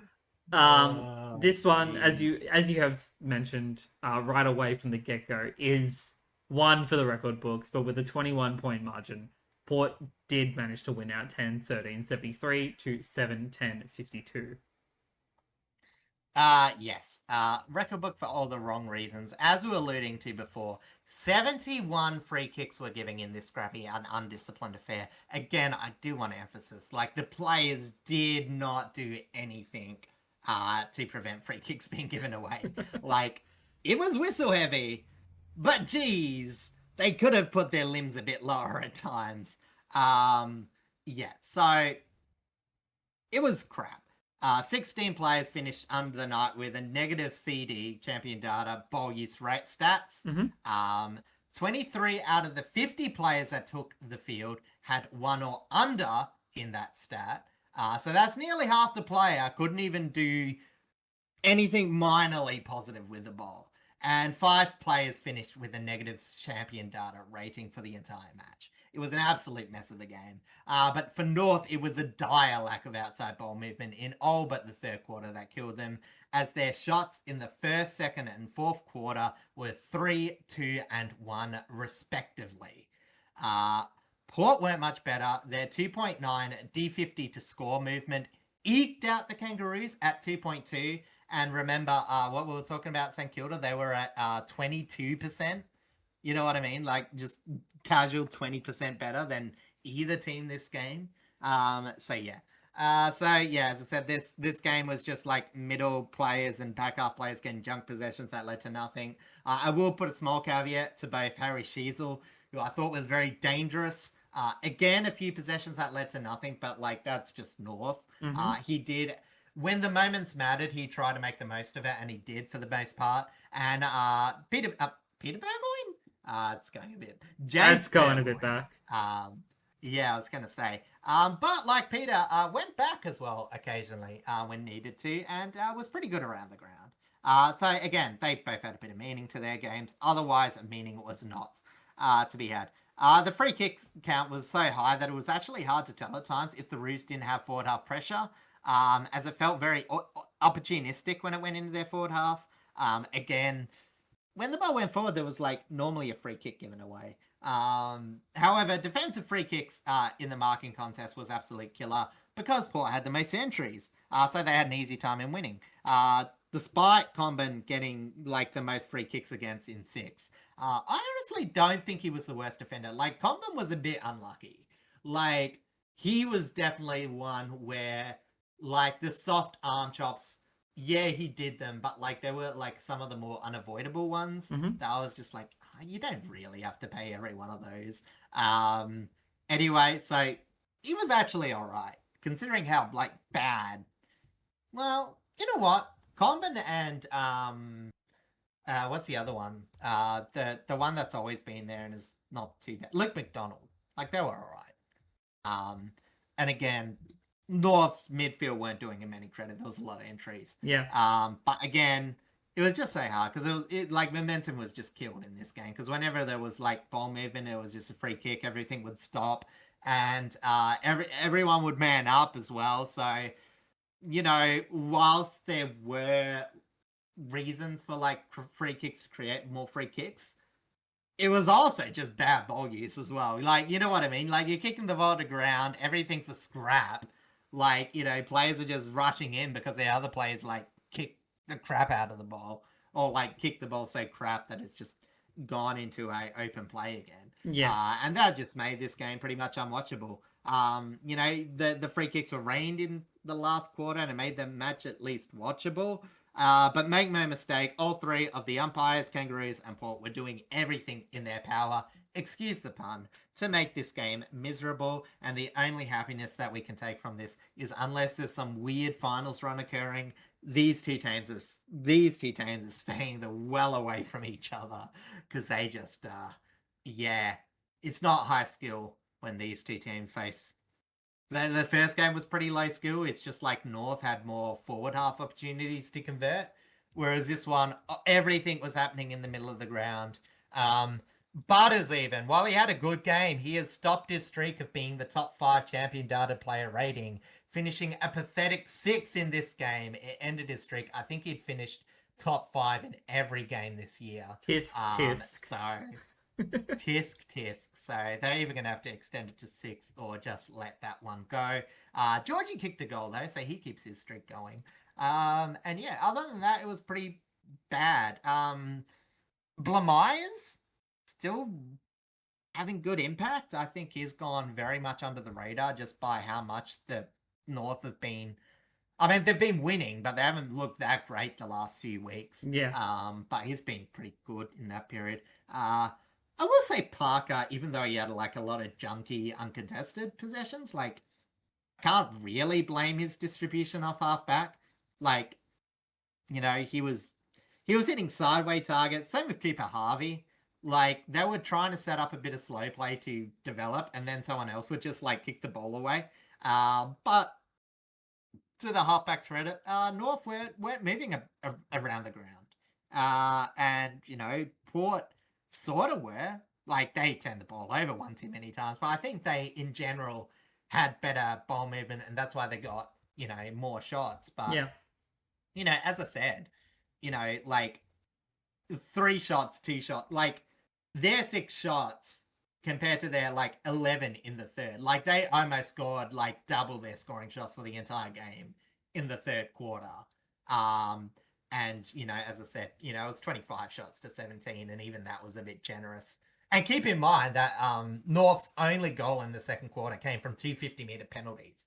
Like, they could not move the ball. I'd never seen such bad ball movement in a quarter of football against a team not even playing that well. Are we sure? Like, that's a damning thing. Are we sure that this wasn't the spoon bowl?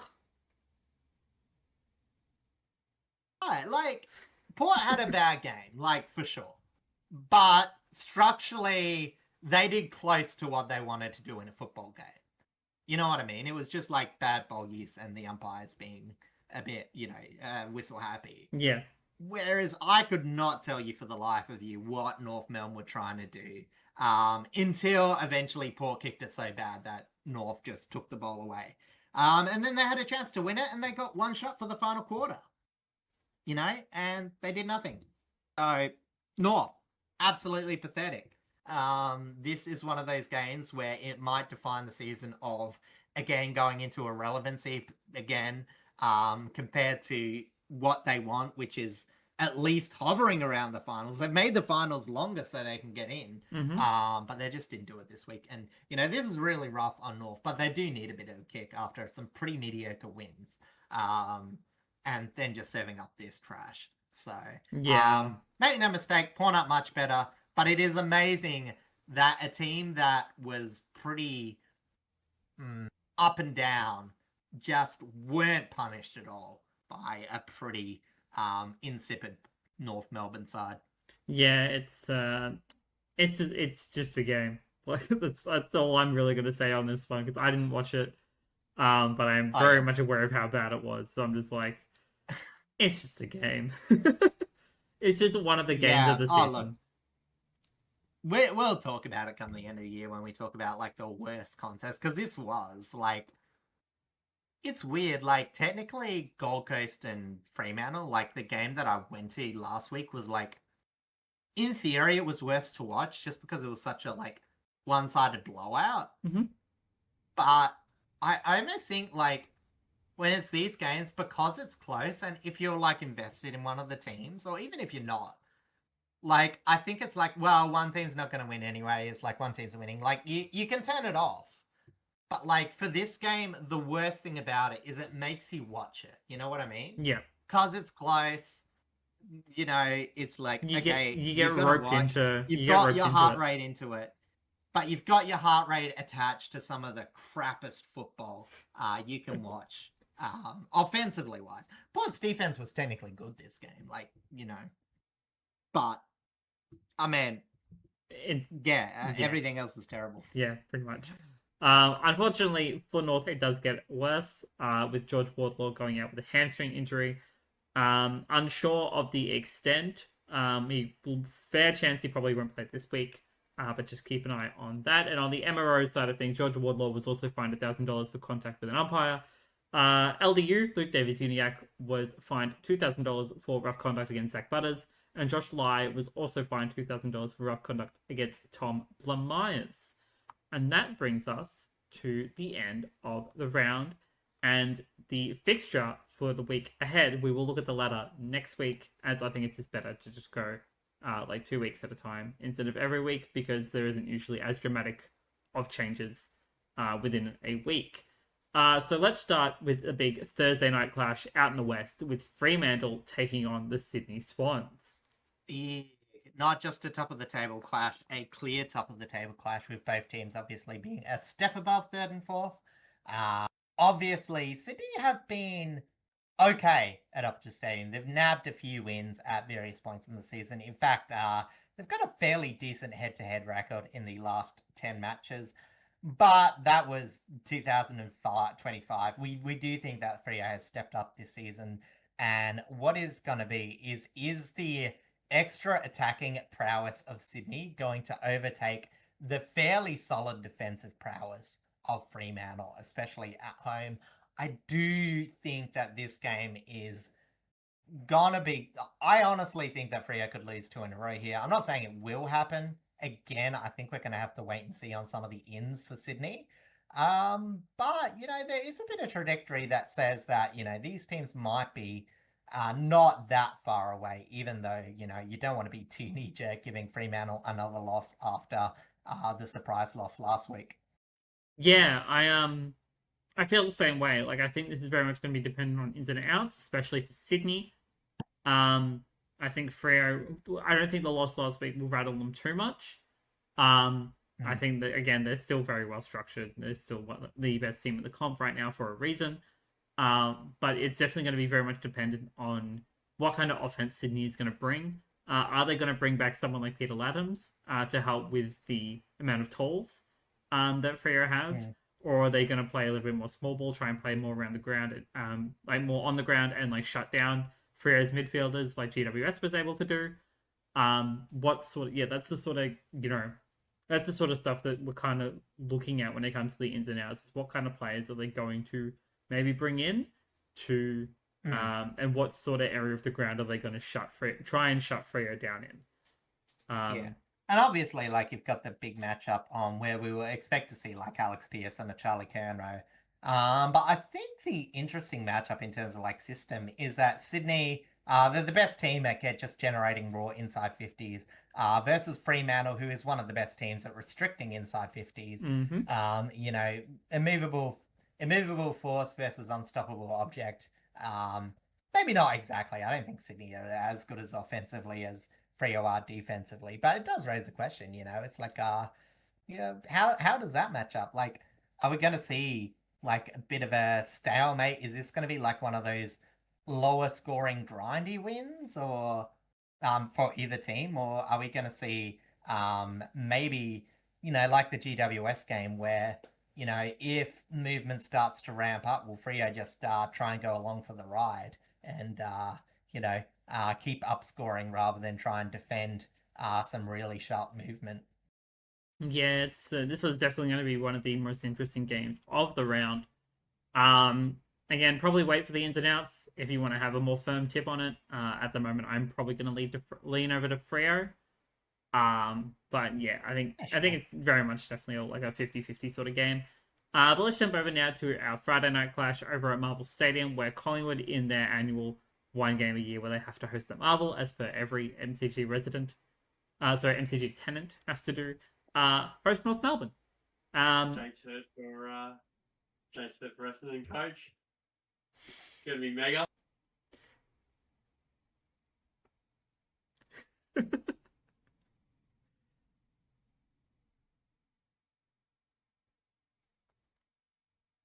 Okay, sorry about that. My brother was being a pain. I mean, that's all good, but he does bring up a very interesting point, which we may have to talk about when we get to Essendon. But besides that, Yeah, you can decide whether to cut that. I might leave it, honestly. I think it's kind of funny. Yeah, you did. But yeah, Collingwood, have a Collingwood North. decent track record at the moment at Marvel. Yeah. North, And North. they want, and against North too. But North do really, well, probably going to want to try and bounce back after that. Yeah. How horrible that game was. But honestly, I expect Collingwood to play a lot more of a what kind of word am I looking for? Like a strong contested unit here in that midfield. Like, I think they're going to get a lot more contested possessions, play a lot more, but still play quite free in just their movement. And I think that's probably where they're going to be North mostly. Because that's the thing is, North can get a few clearances, but if you force them back, it's just whatever. It's just side wave movement that leads to nothing. So, Collingwood are a team where they're no stranger to losing a clearance battle. So they just got to shape up well. It's really just offense. Because again, we've seen some struggles with Collingwood, and we've seen minor improvement with North Melbourne's defense. So it's one of those ones where, if North can keep Collingwood to about 70 or 80 points, it gives them with half a chance. Mm-hmm. Collingwood have some, not issues with their backline, but it hasn't been as good as it has been. So probably if you're looking at times to face Collingwood, I think this is a good chance for North, and they're capable enough of bouncing back. I do think that Collingwood is a much more rounded team. Obviously, the difference in you're talking about the second best defense to probably what's the third or fourth worst defense, and then only minor advantages to Collingwood in attack. So yeah, it's yeah. But unfortunately, as I said, in the last 5 weeks, North Melbourne, and this is what's been disappointing, even though they've been winning, they're actually heading towards bottom 4 metrics in the AFL, which is slightly concerning. Yeah. So again, I don't have that much confidence in North. I don't think they're actually in that great a form. But they need to win this to keep their finals chances alive. So they might pull something out. Let's hope they have some guts. Yeah, if they really want to bring themselves back into contention for a finals berth after however many years it's been, they have to win this game. To put it simply, on the Collingwood side of things, kind of a similar situation to them. Again, they're currently sitting 9th, so wildcard, and they're still looking pretty good in terms of at least placing in wildcards. But I think they want a more firmer top 8 position. So again, this is also a must-win game for them in that case. I'd probably tip Collingwood because they're just a lot more consistent of a team, but there are definitely avenues here. Yeah, exactly. All right. All right. Now, you can take the reins weirdly umpired games. Last year, it was that game was worse. I reckon that St Kilda Adelaide game was worsely umpired than this. The North Melbourne. Yeah. Anyway, I'm ranting now, but I want revenge. And I mean Port Adelaide. I embody the spirit of Port Adelaide, and I do want revenge for this. However, Saints aren't a bad team. And I was annoyed. I thought, Saints aren't that good. Port Adelaide should have beat them, blah, blah, blah, blah, blah. But, I will give the Saints credit. Again, not world beaters, but they're doing what they do at a fairly consistent beat. Agreed. However, as I said, for as good as Port are defensively, they're almost as bad offensively. And that's where it's going to come. Is the Saints' defense going to hold up? We saw Port Adelaide get a fair few entries in that last game, and it not quite working out for them. And on the flip side, we saw the Saints, apart from, I think it was like a bit of the first and second quarter, struggle to score against Port. And will that hold up? So it's going to be very interesting.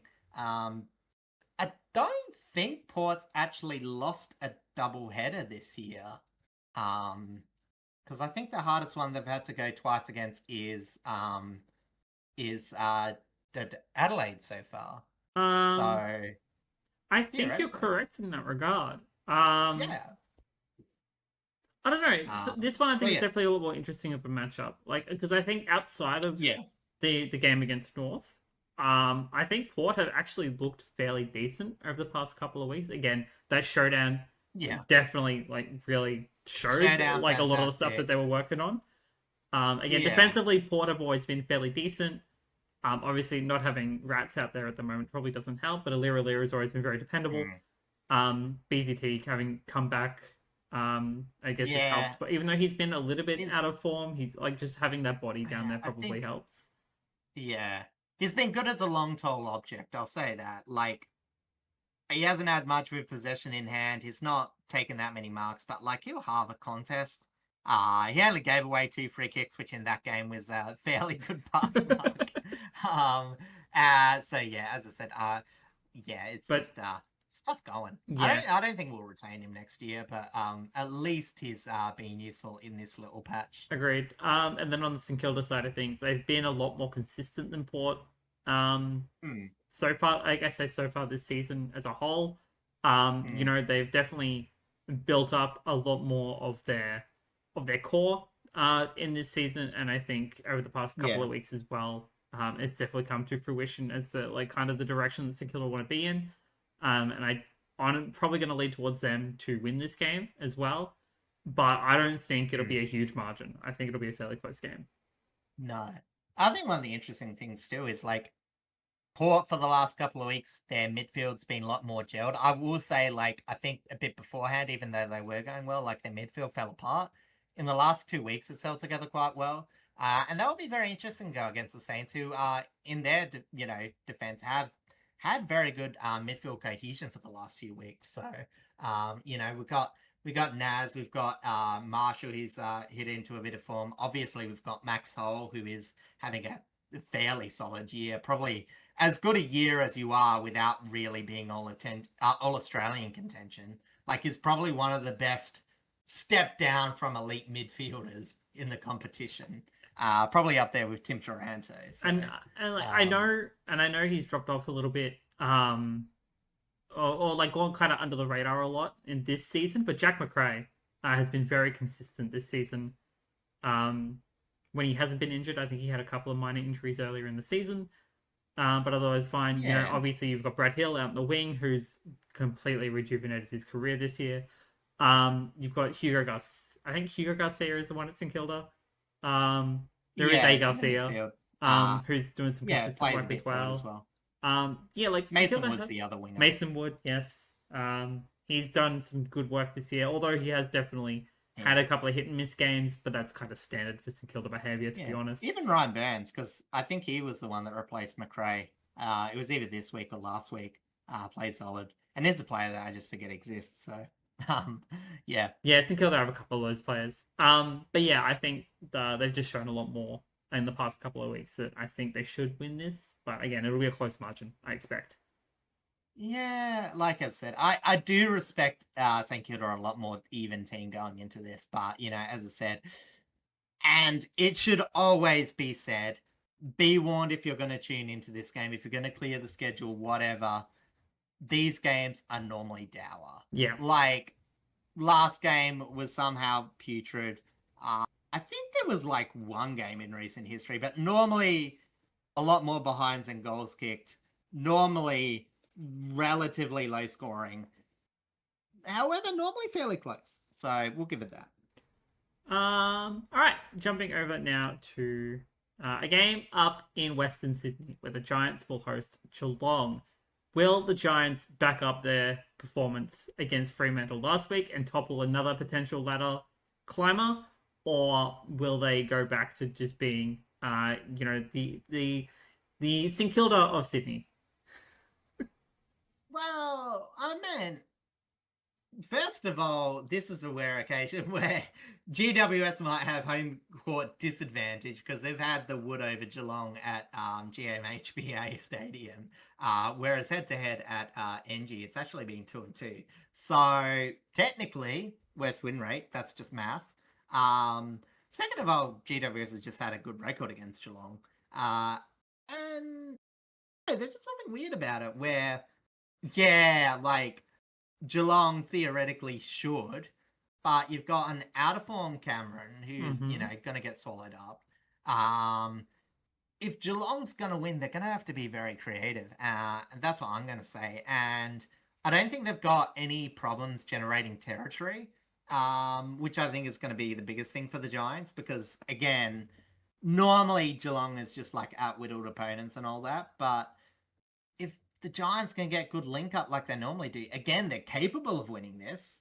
I'm going to tip Geelong, but like, again, the fact that we're even considering the Giants should at least be a bit of a credit because, like half the team's missing, you're playing some relatively fringe players. Yeah. And you still feel there's a bit to them, but all conventional wisdom is telling me Geelong's going to win this one. They're just. I'd probably also back in Geelong in this one, but there's definitely still avenues and opportunities for the Giants to take advantage, especially if they do play Cameron. And again, Cameron still plays majority injured. The Giants' backline has been one of the better parts of them this season, especially in the more recent history. Obviously, at the start, it was very hit and miss purely because of their injuries. Yeah. But now that they're like settled again, they look really good.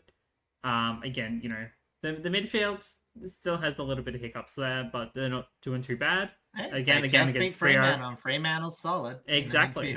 And then it's just about trying to keep that conversion rate up in the forward line, which I definitely think they can do. But Geelong's defense is also very dependable as well. So it's gonna be close. It'll be a back and forth. Yeah, exactly. I do think it's like one of the more interesting contests of this round coming up. Talking about, I don't know if it's going to be interesting, but it definitely does rate how tipsters will value Carlton versus the fairly shaky form of Hawthorn. Oh, yeah. This one's going to be very interesting. The streak versus the beak. Who is going to win? Well, here's the thing. For me, it depends on if Hawthorn get any key injuries back. Because that was the tipping point for me to not tip them in the game last week.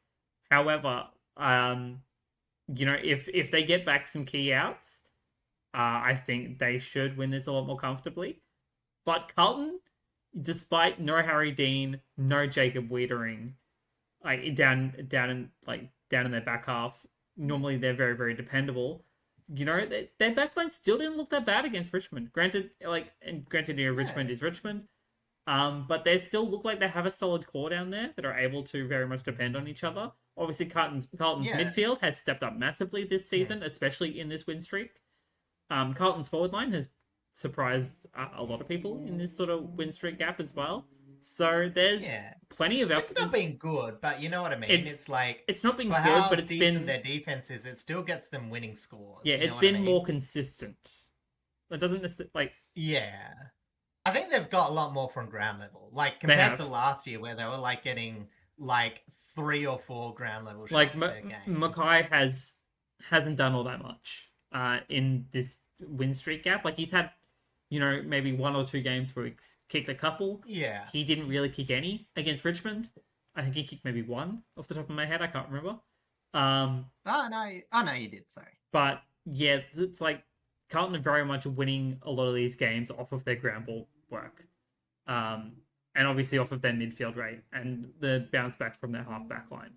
What they have been able to accomplish has been pretty good. But it's just whether they're able to keep that going at the same time. Because again, otherwise they're going to hit the same sort of wall that Freo ended up hitting. Yeah, exactly. And look, I do think that Carlton should be in with a chance of this, but again, all conventional tipping is telling me to go Hawthorn, but again, I feel like most people that tip Carlton are probably going a bit weak like in the reactionary tip. So Yeah, I don't yeah, necessarily think Hawthorn are bad. I think that their key outs probably have hurt them a little bit more than yeah. expected. I think they've been a bit shaky, but again, like it is very. The thing is, it's like for how good Hawthorn's toll defense is. Um, Carlton have been looking at smalls to score, and I think that's the reason why I think that I'm not really taking Hawthorn's defense into as much of an account. However, as I said, their midfield can sort of, you know, in terms of bold clearances, Hawthorn actually get more clearances than Carlton. Carlton just tend to do it a bit more with them. Yeah. So as I said, it's all about like, is Carlton going to find that other avenue of scoring? And if they're able to get quick entries, I think Carlton will win this. But I think on any given week, I would just expect Hawthorn. Like this to me, I actually think this is like a 55-45, but maybe I'm being a bit harsh on Hawthorn.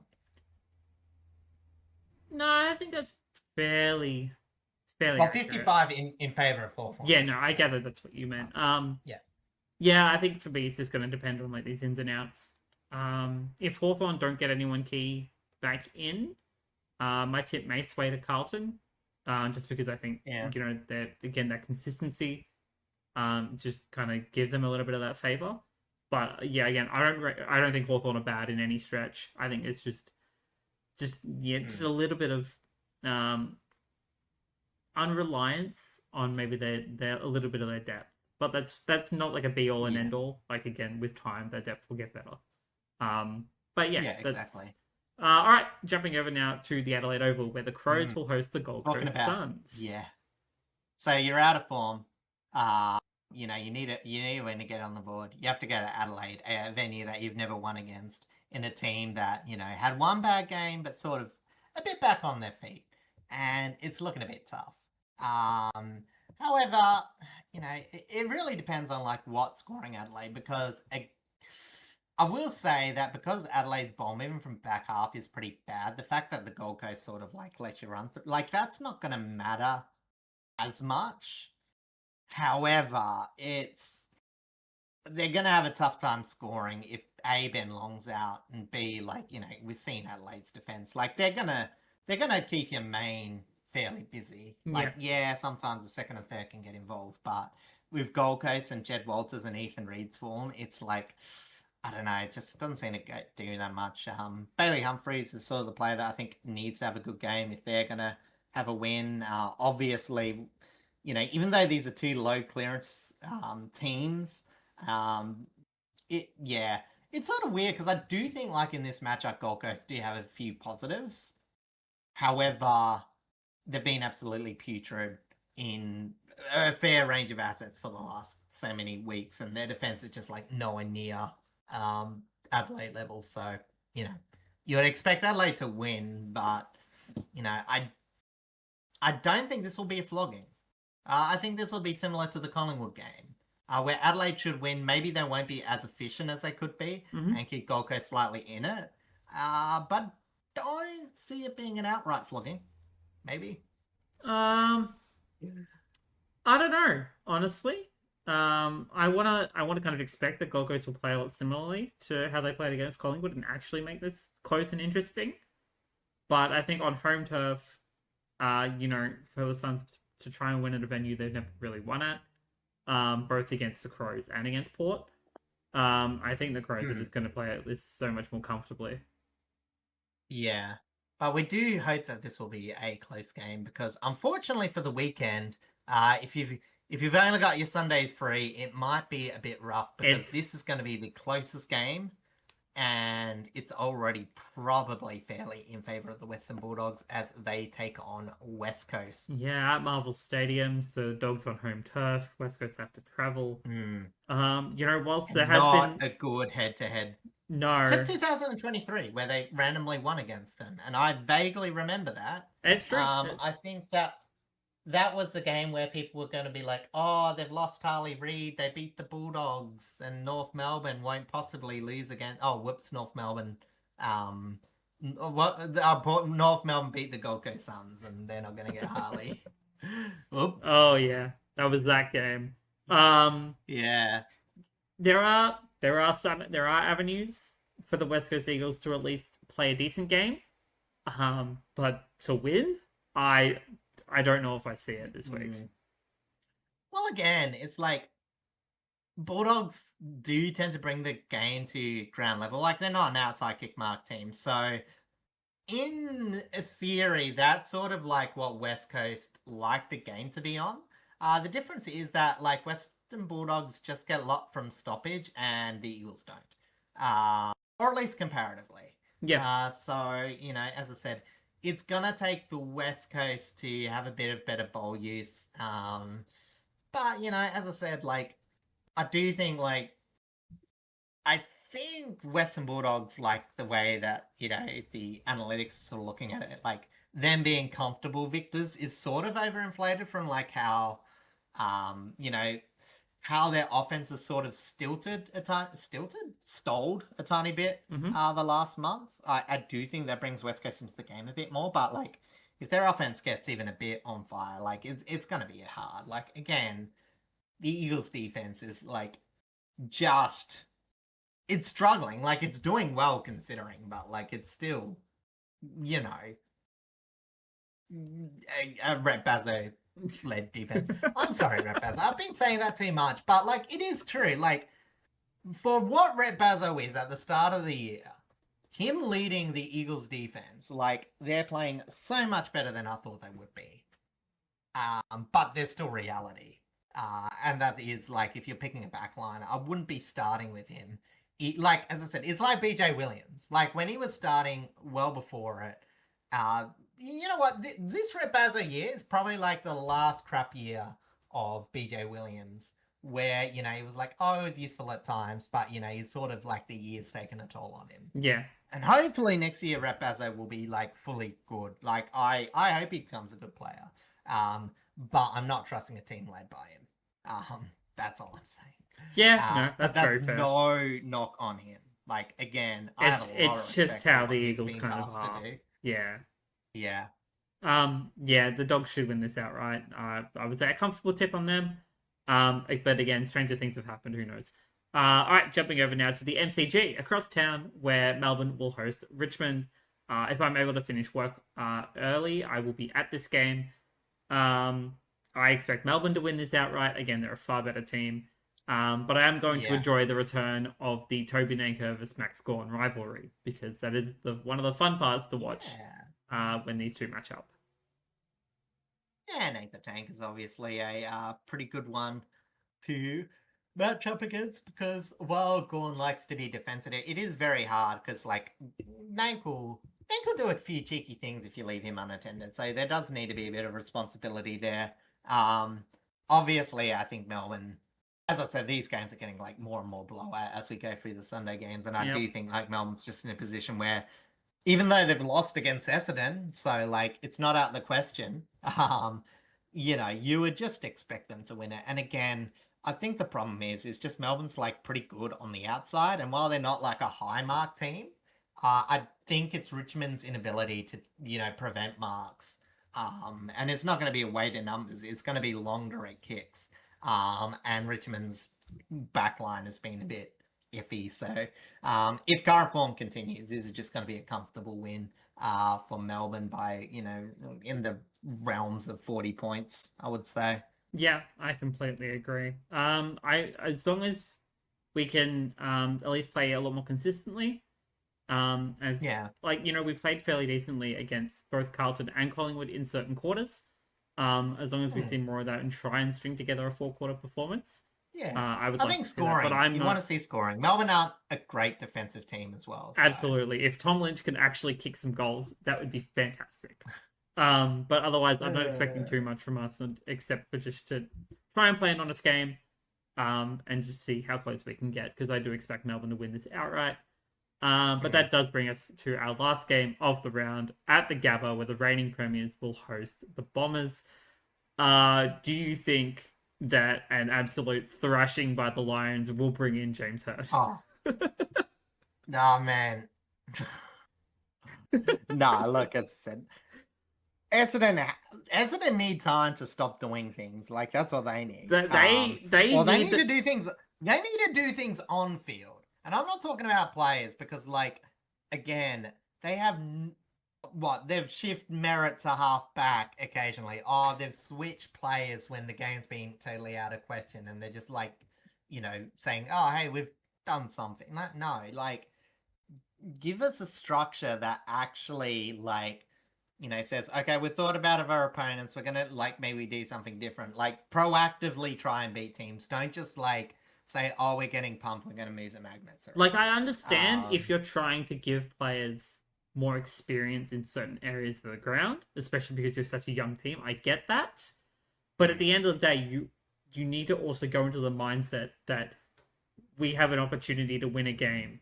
Like, no matter who it's up against, there is always an opportunity. You always want to start a game thinking that you have an opportunity or an avenue to win. Yes. Like, you should be exploiting things at the start of the game, and then maybe later, if it's not going well, like, okay, well, let's, change things back to the way it was. Not going the other way around. When For example, Brisbane are vulnerable mediocre in their ball movement if you shut down Darcy Wilmot because he's the only major halfback on moving the ball down there. Like, there is an avenue there to stop Brisbane's chains. Are the Bombers going to be able to do that? Probably not, but that is an avenue that they could go to. There's things like that they need. But I'm sure the coaches do have these things in mind. I'd like to hope that the players have these things in mind. But on that execution level, you need to try and be more consistent. Or they can get pumped in the clearances and, like, Jacob Farrow get, like, 80 possessions on halfback and pretend that the future's bright. You know what I mean? I'm not knocking Farrow or anything, but I'm just saying, like, I don't really give a crap if your rookie's scoring 30 possessions on halfback and you're getting absolutely pumped. Yeah. Like, that's good, but it's not teaching you, like, how to put yourself in a winning position because you're just, like, forcing them to take possession. A lot of them are, like, chipped sideways. Like, when you're not working hard enough up the ground, you're actually losing development because your players are always looking for the sideway kick instead of going aggressive. Mm-hmm. And then when you're good, you're not getting capitalization from it. Anyway, again, that's very hard for Farrow. I like him, but you know what I mean. Like, again, it's like, just, I don't know, just do something. As Essendon. We don't even have anything that we need to say about the Lions because everyone kind of already knows. But just please like, be they consistent. Essendon have been putrid at clearances since they've sacked Brad Scott. So again, that's like one of the biggest areas that the Lions try and capitalize off. So it is looking to be a fairly one-sided affair. It's just we have to see something from Essendon. Like, again, you can't be this dismal in the back half of the season. Like, you've got to at least have some game, even if it's not a win, because you've got Brisbane, GWS, Hawthorn, Adelaide, Geelong, Sydney, and Port Adelaide. And all of those look fairly rough. Like, your easiest is being Port Adelaide. Your next easiest is GWS, who have both shown signs in recent times, and Essendon haven't. So, again, rough schedule. You need to show something. And as I said, let's just end it. Essendon just. I don't want to be too negative, but like, they haven't. They sort of deserve They haven't shown us anything at all. So it's like, they kind of do deserve it. It's the thing, and you can't even put that on the interim coach. You can't even put that on Dean Solomon, really, because it's just like, the coach can give you a game plan. I know. He can instruct the players to do what he thinks they should be doing. But if the players aren't showing that effort at all, there's only so much the coaching staff can do. How do you think the young kids are trying? Like, I agree. I've never watched an Essendon, but they are getting very much outclassed at the same time. Like Archie Wicks and Kako, like, sure, they'll have a miserable game here and there. I'll always see effort from Caddy. I'll always see effort from players like Roby. I thought Dyson Sharps had some fairly good like, honestly, in terms of like players that have maybe actually improved post. They have good young kids that they brought into the system. Yeah. And, I'll say even in the sharp. bad losses, some of them are still playing fairly Yeah. alright. But there's nothing really shown from their veterans. There's No. and like their depth, they barely have any. And that's not even on the injury side of things. That's just general. Even if they're at full Yeah. strength, like their depth isn't that good. Yeah, I don't know how they're going to be able to pull themselves out of this hole, Yeah. and if they do, it's not going to be this season. No, exactly. But yeah, let's not be No, too. let's Yeah. step away from that We're done. We're done. and say Essendon fans, we're sorry, but you already know this. Like, you're in the pit of misery for this year. I Yep. don't think us in particular are, particularly adding that much volume in terms of the sea of No, negativity it's- that surrounds your club at the moment. But we do generally hope it goes better, and we do hope that there is some signs. It's just we're begging for it as much as you are. even as though this is supporters. just the nature of football of there being the best teams in the league, the worst teams in the league, and then everyone Yeah. else in the middle, we all just want to see some sort of competitiveness and consistency out of all teams, whether you're good or Yeah, you're exactly. bad, because that's what makes good footy. But anyway, Yep. thank you all so much for liking, commenting, subscribing, and coming to hang out with us this week. Are you up to anything exciting, much at all? Yeah, I'm just house sitting for my aunt while they go, I think, up to Broome. So going up to some warmer weather. Even in winter, the north side of WA normally gets up to like mid to low 30s to high 20s. So It's probably not that hard to do when half of your state is a desert. yeah, exactly. But as I said, so technically though, the south part is like close to Antarctica, so True. it does get cold in the south, but not so much in Perth. We just get boring plain old weather. So it's going to be good because I don't think it's going to be raining much, but it's still going to be like a winter stay. Not as nice as the summer beach days. I am fond of the doggo.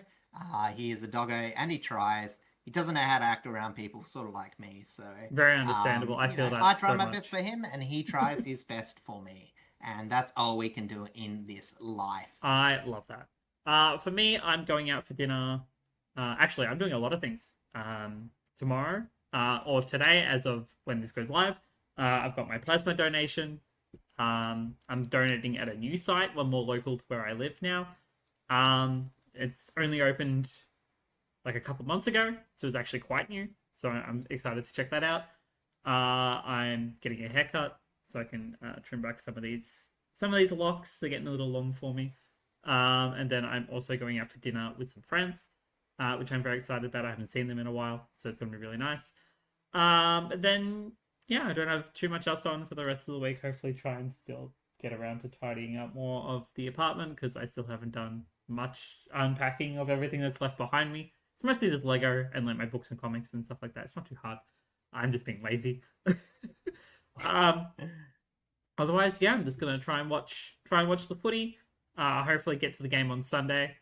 Because I've been really enjoying being able to go to games a lot more frequently again, which has been really nice. And yeah, that pretty much does it. So yeah, thank you all once again, and we will see you all next week for episode 114. Take care.